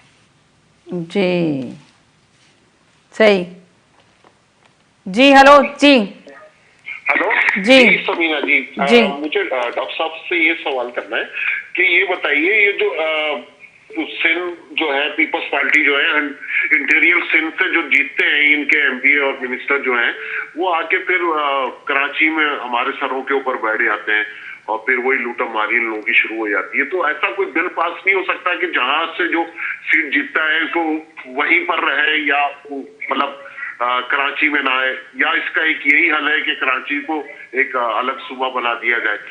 और अभी तो उन्होंने बताया है कि सूबे जरूर बनेंगे, फिक्र ना करें, इंशाल्लाह हर सूबा बनेगा अलग अलग। ये उन्होंने अभी मेंशन की है ये बात। अभी तो मेरा सवाल ये, इंतजार करें, वेट करें, इंतजार करें जी। अच्छा, दूसरा सवाल ये है कि ये गवर्नमेंट को अभी ये करना चाहिए, अभी माशाल्लाह से कोविड-19 जो है इसका वैक्सीन जो है अगर ये पास हो गई है, सही हुआ है अगर 100% तो 90% जी 90, तो हमारी हुकूमत को ये चाहिए इस पे कोई प्लानिंग अभी से कर लिया जाए, इसलिए कि हमारे यहाँ ऐसे माफिया बैठे हैं जो $50 की, अगर कोई 50 रुपए की दवा है तो उसको 500-5000 में पहुंचा देते हैं। तो अभी से इसके ऊपर कोई ऐसा बना दिया जाए तो वो ज्यादा बेहतर नहीं है कि गरीब आदमी को इससे कोई फायदा हो? तो ठीक है, इसके ऊपर जरा सी रोशनी डालें कि क्या करना चाहिए हुकूमत को के इसके लिए। Thank you. ठीक है। हेलो हेलो, एक बात कर सकता हूँ जी? जी जी बोलिए। अच्छा जी, असल में बात से बात निकलती है। डॉक्टर साहब अभी जिक्र कर रहे थे एस्टेब्लिशमेंट का, तो मैंने ये पूछना चाहता हूँ छोटा सा सवाल कि कभी डॉक्टर साहब को एस्टेब्लिशमेंट ने अप्रोच किया? बस ये पूछना चाहता है। देखिए, ये जो एस्टेब्लिशमेंट ने नहीं, उस तरीके से एस्टेब्लिशमेंट ने जो है वो कभी भी अप्रोच नहीं किया। एस्टेब्लिशमेंट बहुत अच्छी तरह से जानती है कि डॉक्टर सलीम हैदर जो है वो बिकने वाला आदमी नहीं है और ना एस्टेब्लिशमेंट के एजेंडे को लेकर सियासत करता है। ये 40 साल लग जाए या 4000 साल लग जाए, अपनी जिंदगी में बुरा हो या ना बुरा हो, हमें हक बात कहनी है, सच बात के साथ खड़ा रहना है अपनी कौम के मफादात का तहफ़्फ़ुज़ करना है। इसके लिए ये इलेक्शन और वोट और वजीर बनना ये बेमानी चीज़ है, इसकी कोई ज़रूरत नहीं। हमें स्ट्रगल करनी है, हमारी ये नस्लों की बात है, हमारी कौम की बात है। और इस्टेब्लिशमेंट पहले को मुझे अप्रोच करने से पहले हमारा हमेशा से ये कि इस्टेब्लिशमेंट यहाँ के मुतालिक जो है वो फैसले करे। और पाकिस्तान में ऐसे हालात अब पैदा हो गए हैं कि अगर हमसे अप्रोच करें या ना करें, इस इस्टेब्लिशमेंट को पाकिस्तान के मौजूदा 4 सूबे पाकिस्तान के वफाक के कातिल बनने जा रहे हैं। इस्टेब्लिशमेंट को इसको एड्रेस करना होगा। और आप देखिए इंशाल्लाह मेरी तजर्बा ये बताता है कि इंशाल्लाह ताला बहुत जल्द ये मसला एड्रेस होगा। जी हेलो, अस्सलाम वालेकुम। हेलो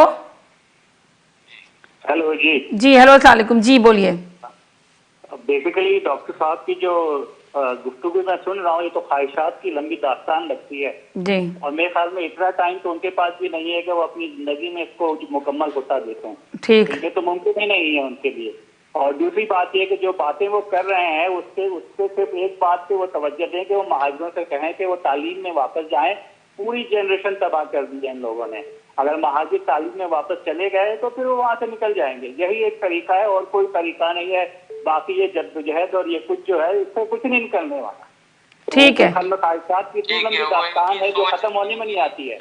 चलें, इनकी जो सोच है, जैसे कि अभी जैसे बहन की जेडीसी के हवाले से थी, इनकी बहुत ही इंडिविजुअल जी समीना जी, एक सेकंड। उसके तहत ये अपने बच्चों को तालीम दिलवा सकते हैं, अपने को दिलवा सकते हैं। ये जी जो काम है वो फिर समाजी तंजीमों का है, सियासी तंजीमों का नहीं है। ये इनको बिल्कुल अपनी जो सोच को वो करें। हम एक समाजी तंजीम है, ना रफाई तंजीम है, ना सत्तार ईदी की तंजीम है, ना खिदमत खल्क कमेटी। हम सिर्फ एक सियासी तंजीम है, सियासी सोच और सियासी राय अमल का पर बात करें। ठीक जी। हेलो, अस्सलाम वालेकुम। बस 2 कॉलर लेके मैं ब्रेक की तरफ जाना चाहती हूँ जी, जल्दी से। सवाल है जी कि लोग कह रहे हैं कि एमकेएम के 10 धड़े बन गए हैं, तो मैं कहता हूँ कि और अल्ताफ हुसैन उधर है, उसको तस्दीक करने मना कर दिया है।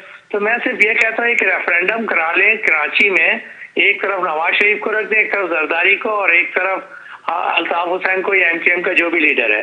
अभी दूध का दूध पानी का पानी समझ में आ जाएगा कि किसको वोट मिलता है। चलें, ठीक है। कराए हुए हम लोग एग्जाम्पशन पे बात कर रहे हैं। Thank you so much. चलें, बहुत शुक्रिया। आगे आपका सवाल। रेफरेंडम वगैरह ना आपके हाथ में, ना मेरे हाथ में, ना कभी कोई कराएगा इस तरह का कोई रेफरेंडम। तो जरा जो अमली बातें हैं उसके ऊपर गौर करो। सही। ना ये आप एक रेफरेंडम जो है ना वो वहां पर इस बात पे कराते हैं। बहुत अच्छी बात आपने की कि ये लोग तो ये बोलते हैं ना कि लीडर तो सिर्फ एक ही है, एक बेनजीर लीडर है और एक अल्ताफ हुसैन लीडर है। इन लोगों का मानना ये है, कुछ लोगों का। जी, एक और कॉलर का सवाल लेके मैं ब्रेक की तरफ जाऊंगी। जी हेलो जी हमारे यहाँ अगर वोटिंग होती है आवाम से तो वो क्यों कराते हैं अगर स्टैब्लिशमेंट को पता ही है कि उन्हें किसे लेके आना है? एक सवाल ये है। और दूसरा सवाल ये कि हमारी अदालतें जो है कब तक जो है फैसले करेंगी ताकि लोगों को सजाएं मिले और केस आगे बढ़े। सही, ठीक है, बहुत शुक्रिया जी। एक बात नहीं, हमारी अजान से वो कह रही है कि हमारी एस्टेब्लिशमेंट जब लेकर आती है तो फिर वोटिंग की क्या जरूरत है, आवाम से वोट क्यों लेते हैं? जब वो लेकर आ रही है तो बस ऐसे ला के रख दे। वो ये कह रही है जी कि आपने कहा ना कि एस्टेब्लिशमेंट ही लेकर आती है, तो उनका सवाल ये था। जी एक और कॉलर है, उनका सवाल भी ले लें। जी हेलो, अस्सलाम वालेकुम। एक सेकंड होल्ड करें। जी जी हेलो, एक मिनट के लिए चुप है जी, एक सेकंड। जी हेलो, जी जी आप चुप रहें जरा, मैं डॉक्टर सलीम साहब से पूछूं। जी हेलो जी, आप एक और कॉलर है, मैं इनका सवाल ले लूं। जी बोलिए। जी हेलो, जी बोलिए। अच्छा डॉक्टर सलीम साहब, मुझे आपसे ये सवाल करना था।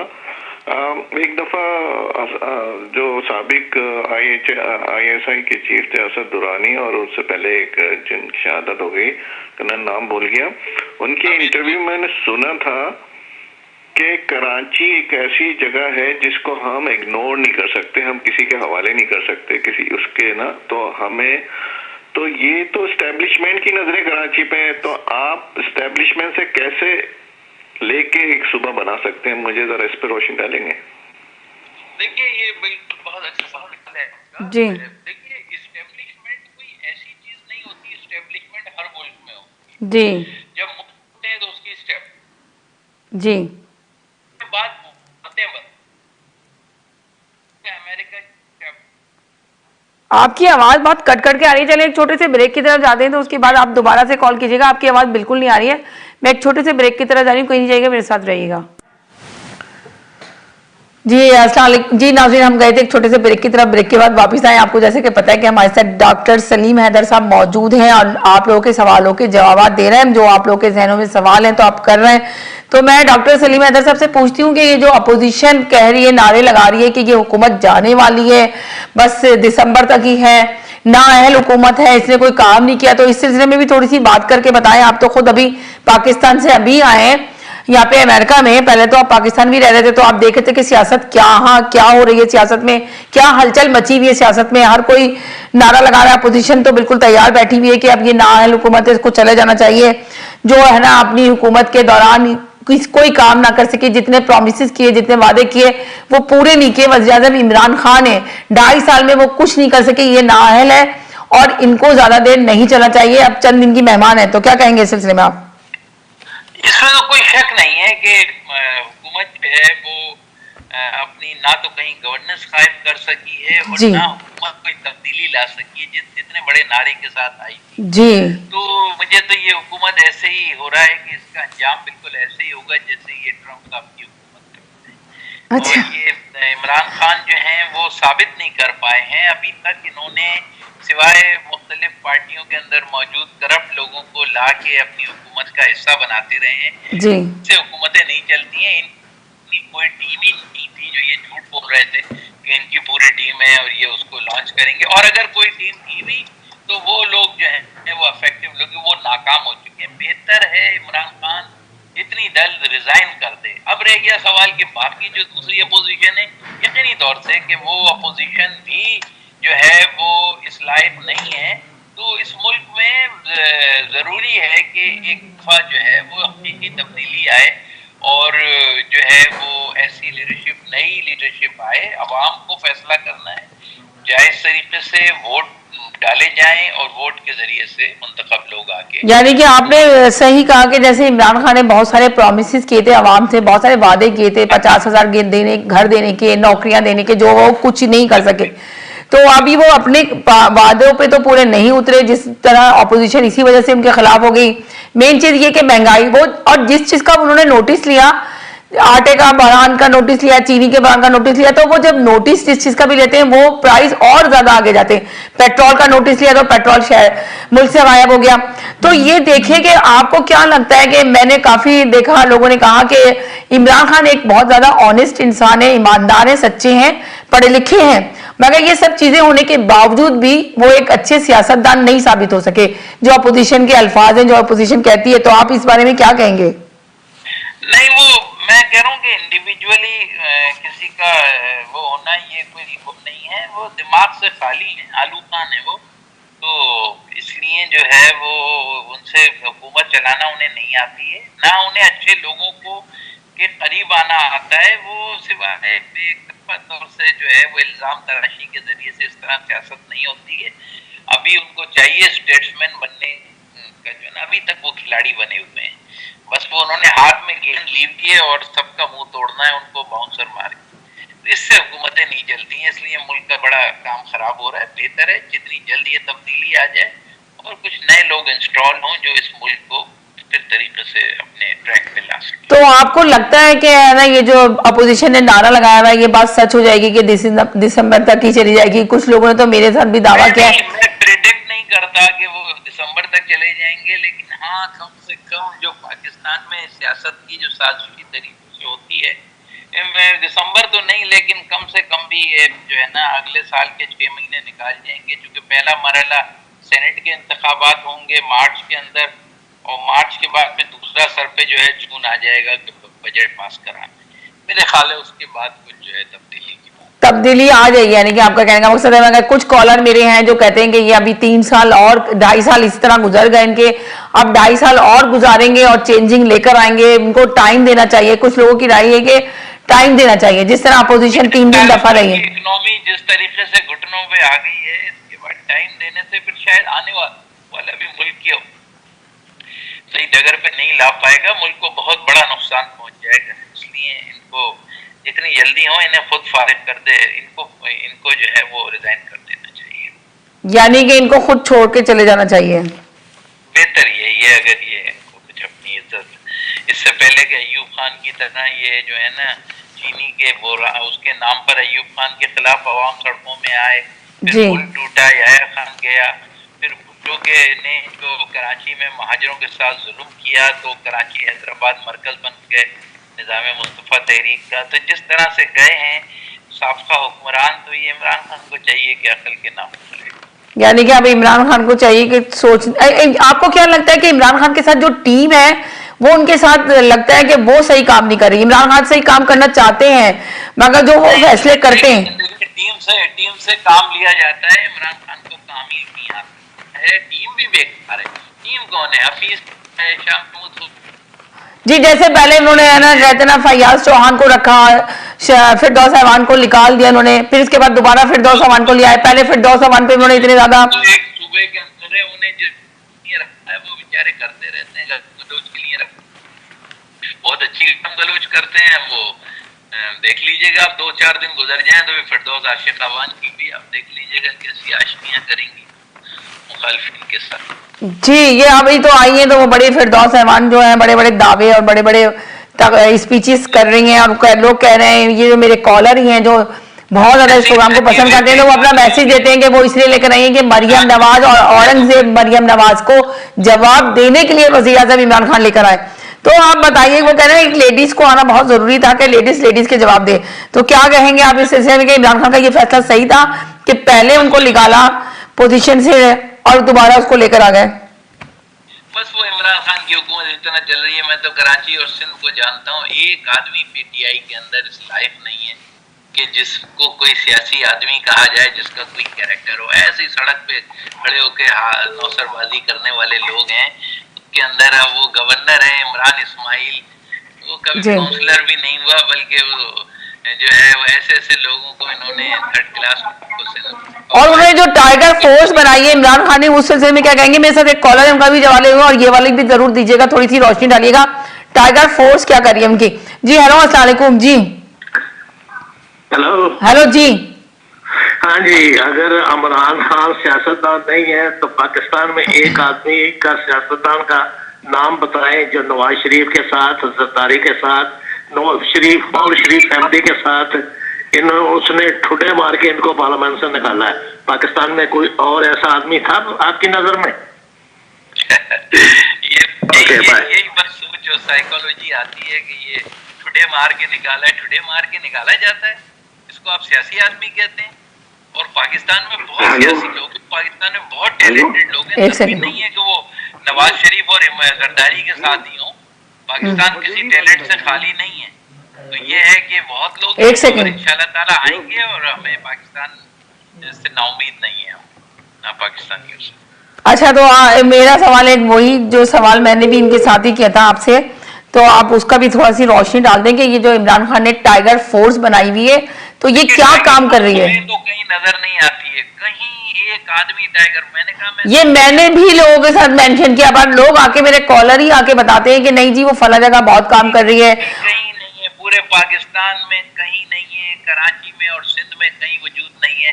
मुझे केपी का नहीं पता कि वहाँ उनकी 10 साल 8 साल हुकूमत है, तो पता है कोई वहाँ टाइगर पैदा हो गए, लेकिन यहाँ तो देखें आपने बड़ी अच्छी बात मेंशन की कि कोई टाइगर फोर्स नहीं है। और अच्छा, ये लोग कहते हैं कि ना लीडर सिर्फ एक बेनजीर थी और एक अल्ताफ हुसैन लीडर थे, तो इस सिलसिले में आप क्या कहेंगे? आपने तो अल्ताफ हुसैन के साथ ही सब किया, काम किया है, बाकायदा आपने ही ये तहरीक चलाई, तो आप क्या कहेंगे कि उनमें लीडर पना था बहुत ज्यादा? हेलो, हाँ जी हेलो, एक मिनट इनका भी जब पाकिस्तान में लोगों की शादियां कर रहे हैं 2-2 करोड़ 6 करोड़ रुपए की, तो उनको भी पकड़ना चाहिए इमरान खान को। तो उससे पैसे लेके लोगों को, गरीबों को चूस के इतनी महंगी शादियां कर रहे हैं, उनको तो परवाह ही नहीं है लोगों को। ठीक है, आज ही टीवी में बता रहे थे कि 2 करोड़ लड़कियों ने खर्चा किया है, लड़की वालों ने पता नहीं कितना किया होगा। ठीक है, हाँ, थैंक यू। Thank you. शादी कर वालों को पकड़ लेगा कि इमरान खान तो फ्री में शादी कर लेता है, फ्री में शादी करता है, साल भर साथ रखता है, फिर उसको दौड़ा देता है, उसके वसीयत तक के पैसे नहीं देता, शादी के जोड़े तक के पैसे नहीं देता, और उससे बल्कि जो निकाहनामा किया था उसको में रजिस्टर भी नहीं करवाया थे के साथ। वो ऐसा मौलवी भी रखा हुआ है मोहल्ले के अंदर बनी गाला मुफ्ती सईद। तो इमरान खान जो है वो तो खुद बड़ा माहिर आदमी है, खिलाड़ी है इस काम का। चलिए, यानी कि आप ये कह रहे हैं कि वो बहुत बड़ा खिलाड़ी है, मुफ्ती जो रखा हुआ है उसने, तो आपने तो बड़ी बड़ी बातें वज़ीर-ए-आज़म इमरान खान के बारे में बता दी यहाँ पर चैनल के ऊपर लाइव शो के अंदर, वरना लोगों के अभी तो देखें लोग कॉल नहीं कर रहे हैं, इसलिए कि लोगों को वो जवाब मिल गया जिनकी उनको तलाश थी और वो सुनना चाहते थे। जैसे टाइगर फोर्स के बारे में बोलते थे कि बहुत अच्छे काम कर रहे हैं, टाइगर फोर्स जो है ना बहुत ज्यादा काम कर रही है पाकिस्तान में और वॉलंटियर काम कर रही है, उसको कोई पैसे नहीं देने। इमरान खान अभी कुछ खड़े हो गए हैं, महंगाई पे जल्द से जल्द कंट्रोल कर लेंगे। कराची, हैदराबाद, नवाबशाह, मीरपुर, जितने के शहरी इलाके हैं, मुझे पता है वहाँ इमरान खान का टके का वजूद नहीं। जी हेलो अस्सलाम वालेकुम, एक सेकंड और करें, मैं आपसे सवाल लेती हूँ और इनसे भी लेती हूँ। जी हेलो अस्सलाम वालेकुम। जी अस्सलाम वालेकुम। आप 1 मिनट के लिए होल्ड कर ले, मैं आपसे सवाल लूंगी जरूर, पहले एक कॉलर से ले लूं फिर आपसे लेती हूँ। जी हेलो अस्सलाम वालेकुम। जी बोलिए। मैं डॉक्टर साहब के तजज़िये से एक सवाल मैंने निकाला कि डॉक्टर साहब कह रहे हैं कि इमरान खान इस काबिल नहीं है, सियासतदान नहीं है, तो आप ये बताएं इससे पहले दो जो थे नवाज शरीफ और जरदारी, इन्होंने कौन सी दूध की नहरें बहा भाई, और इन्होंने मुल्क कितना तरक्की किया इन दोनों की मौजूदगी में। और कराची का अशर देखें आप, नारकाना का अशर देखें आप, पेशावर का अशर देखें आप, बलूचिस्तान का अशर देखें आप, तो आप कैसे कह सकते हैं कि ये लीडर नहीं और जो लीडर था उसने क्या अशर किया पूरे पाकिस्तान का।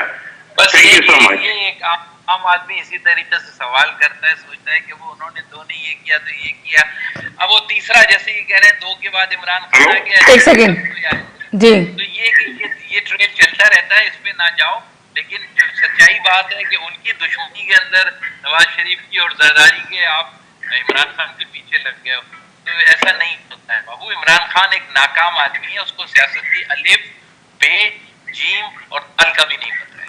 जी क्या बोलेंगे आप?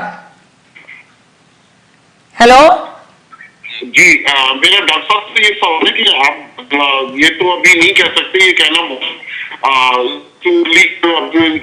जो है और कोई काम नहीं कर सकते वो, इसलिए कि आप देखें डॉक्टर साहब ये कह रहे हैं कि वजीर आजम, एक बात सुने डॉक्टर साहब ये कह रहे हैं कि वजीर आजम इमरान खान कुछ नहीं कर सके, वाकई में वो नाअहल है कि उनको करना चाहिए था 2.5 साल में।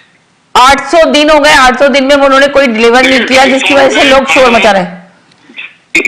800 बिल्कुल आपने देखा है कोरोना, मगर डॉक्टर साहब ये लोग कहते हैं कि इनकी बैड लक देखिए कि कोरोना आ गया, जिसकी वजह से वो दफ्तरों के अंदर वो बैठे हुए हैं, जिस वज़ीर-ए-आज़म हाउस में बैठे हैं वहाँ कोई कोरोना नहीं है, काम करने के लिए कोरोना हिंड्रेंस नहीं है।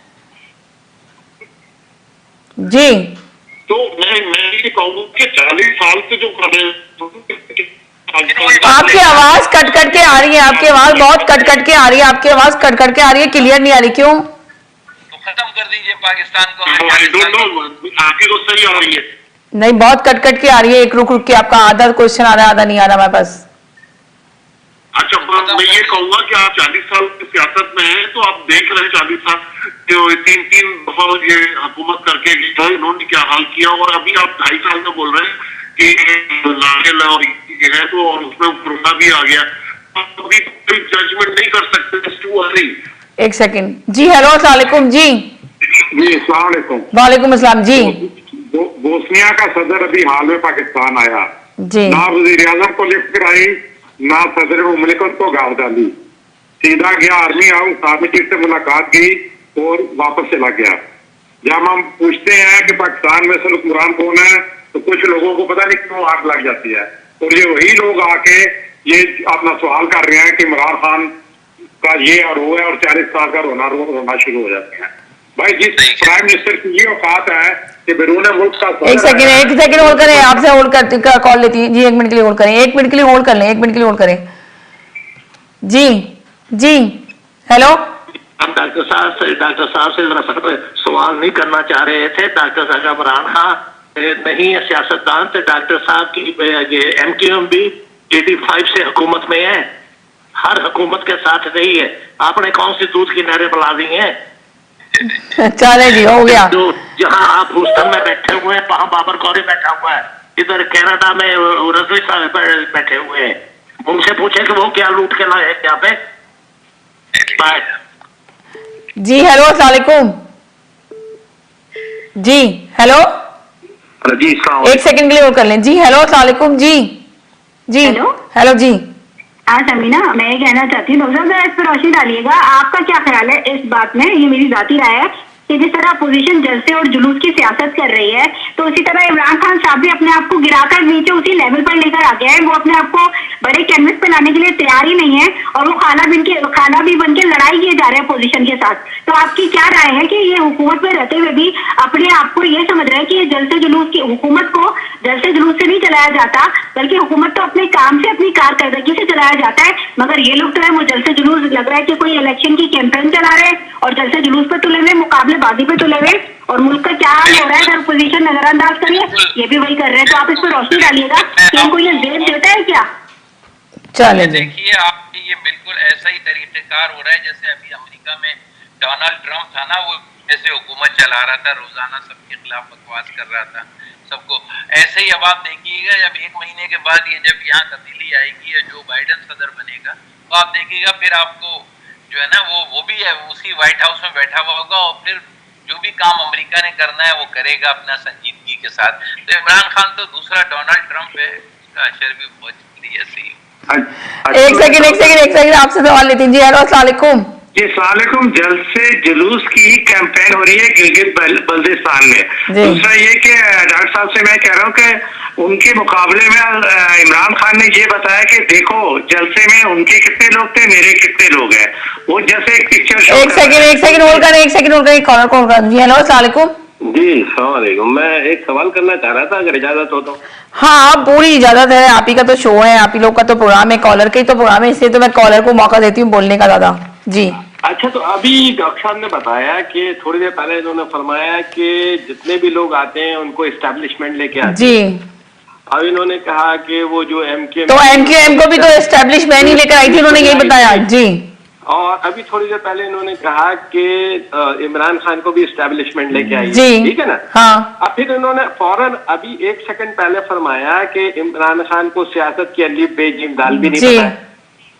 तो मैं ये पूछना चाहूंगा कि जो इतने नाअहल लोगों को लेके आते हैं वो ज्यादा कसूरवार हैं जो नाअहल लोग हैं वो कसूरवार हैं? इनको लाने वाले ज्यादा कसूरवार नहीं है? लाने वाले यकीनन मेरे भाई वही कसूरवार हैं, इसलिए कि वो, तो फिर अच्छा उनकी तो बाकी खत्म हो गई ना।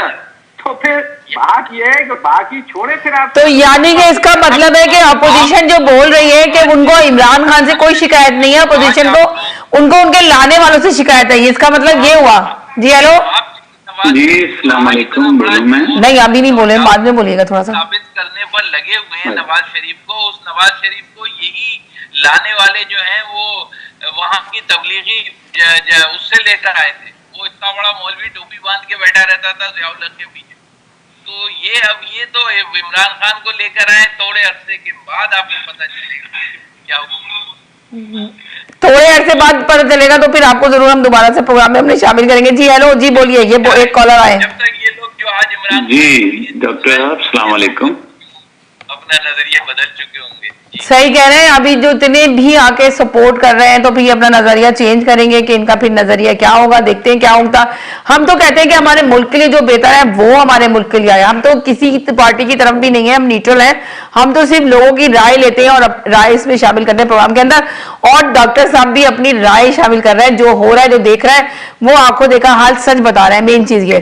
जी हेलो, जैसे आप लोग कहते हैं कि टाइगर फोर्स बहुत अच्छा काम कर रही है और नजर आ रही है, वॉलंटियर काम कर रही है, वो कह रहे हैं कहीं नजर ही नहीं आ रही टाइगर फोर्स। जी अस्सलाम वालेकुम। वालेकुम सलाम। जी बोलिए।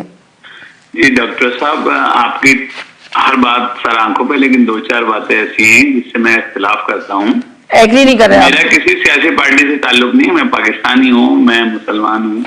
मैं वो बात करता हूँ, देखें, अगर आप ये कहते हैं कि इमरान खान सियासतदान नहीं है, अल्ताफ हुसैन सियासतदान नहीं है, तो सर मुझे ये बता दीजिए ये नवाज शरीफ कौन सी जिद्दोजहद करके आया था? ये भी तो ज़ियाउल हक के गोद में बैठा था, ये तो ज़ियाउल हक को अपना बाप कहता था। अच्छा दूसरी ये बात सर मेरी एक मिनट के लिए मैं आपकी पूरी बात सुनती हूँ, 1 मिनट के लिए होल्ड करें, 1 मिनट के लिए होल्ड करें। अभी उन्होंने यही तो बोला है, आपने सुना नहीं? नवाज शरीफ के लिए उन्होंने यही बोला है कि वो भी हाथ बांध के पीछे बैठ जाते थे। असल में जो मैं सवाल करना चाह रहा हूँ, प्लीज मुझे करने दीजिए। जी जी। अब मसला ये है, आपको याद होगा समीना बाजी जी कि मैंने आज से 5-6 वीक पहले आपको बोला था, ये जो ओपोजिशन अलायंस बना है ये मुल्क के लिए नहीं, किसी के लिए नहीं। ये इमरान खान ने 18 अगस्त 2020 को कामरान खान को जो इंटरव्यू दिया था, जब उसने एक सवाल किया था जी कि मैंने वो आपको व्हाट्सएप भी किया है, वो सुनिएगा जरूर, कि जब उन्होंने कहा आप इसराइल को तस्लीम करने जा रहे हैं, तो इमरान खान ने कहा था कि मैं अपने अल्लाह को क्या मुंह दिखाऊंगा। तो उसके बाद से ये सारी यहूदी लॉबी एक्टिव हुई है। और मैंने आपको बोला था कि इंडियन डेलीगेशन नहीं गया लंदन, सऊदी गए थे, आले सऊद के आलाकार जो अमेरिकन पिट्टू हैं, इसराइली पिट्टू हैं, उन्होंने जाके ये नवाज शरीफ को सारा टास्क दिया इमरान खान को हटाने का। अगर आप लोगों को यकीन ना हो तो इंटरनेशनल मीडिया पे जाके ये अखबार मौजूद हैं गूगल पे सारे, वो पढ़ लीजिए कि इमरान खान के 18 अगस्त 2020 के बयान के बाद इसराइल में क्या हेडिंगें लगी थी। ठीक, सही है। ये तबसरा है इसमें जी जी। हेलो जी, क्या कहेंगे? इनके जाती हाँ, इनके जाति भी सवाल आ जाते हैं, सही कह रहे हैं, उनका जवाब जरूरी नहीं देंगे आप। जी जी जी। डॉक्टर साहब से मेरा सवाल है कि आप देखें कि अभी नवाज शरीफ को जो लंदन भाग गए हैं, अब उनकी बेटी जो है जो चर्चा कर रही है, आप बताएंगे क्या वो उनका क्या मुस्तकबिल है आगे, क्या वो अपने मकसद में कामयाब होंगी? इसी तरह बिलावल के लिए बोलूंगा कि वो 10% के जो बेटे हैं और जिन्होंने सरदारी की जनाब भुट्टो लगाया हुआ है, वो भी टोपी पहन के आवाम को उधर बलूचिस्तान में टोपी पहना रहे, तो पहले उनके बाप ने पहनाई, अब वो पहना रहे हैं। तो इन दोनों का क्या मुस्तकबिल है आगे? आप देखते हैं कि ये अपनी सियासत में कहाँ आगे जाएंगे कि कहीं ढेर हो जाएंगे? सही है, मेरा सवाल था। चलिए, बहुत शुक्रिया, टाइम भी खत्म हो गया प्रोग्राम का। बस आज से लास्ट क्वेश्चन का आंसर लेके मैं सवाल कोई तबसरा चाहता है। इस मुल्क पाकिस्तान के अंदर ऐसा होता जब जरदारी सब जी फिर कुछ भी हो सकता है इस मुल्क के अंदर। तो मरियम नवाज और बिलावल बहुत छोटी यानी कि अभी आपने कहा कि मरियम नवाज और पूरे जी नहीं था और पूरी फौज और एस्टेब्लिशमेंट उसको सलूट मारती रही। इस मुल्क में कुछ भी हो सकता है। सही। चलें, आपका बहुत शुक्रिया, थैंक यू सो मच कि आपने इतना टाइम निकाल के प्रोग्राम में शामिल हुए और प्रोग्राम में आए। बहुत शुक्रिया, थैंक यू, थैंक यू, अल्लाह हाफिज। जी नाज़रीन, यहाँ पे देखा कि एक डॉक्टर सलीम हैदर साहब को हम लेकर आए थे, उन्होंने अपनी राय शामिल की, अपना तजज़िया किया। आप लोगों ने, कॉलर ने भी अपनी अपनी बातें उनके साथ शेयर की और उनका आपने देखा, उन्होंने आपके सारे सवालों के जवाब दिए। चलेंगे, बहुत शुक्रिया तमाम कॉलर का, बहुत बहुत शुक्रिया, थैंक यू सो मच जिन्होंने आज प्रोग्राम में शामिल हुए। मैं इनका सबका शुक्रिया अदा करती हूँ। प्रोग्राम का टाइम खत्म हो गया। खुश रहें, मुस्कुराते रहें, जिंदगी बहुत खूबसूरत है। अपना ख्याल रखिएगा, दुआओं में याद रखिएगा। इंशाल्लाह जिंदगी रही तो कल नए टॉपिक के साथ फिर हाजिर होंगे। जब तक के लिए इजाजत चाहते हैं, अल्लाह हाफिज।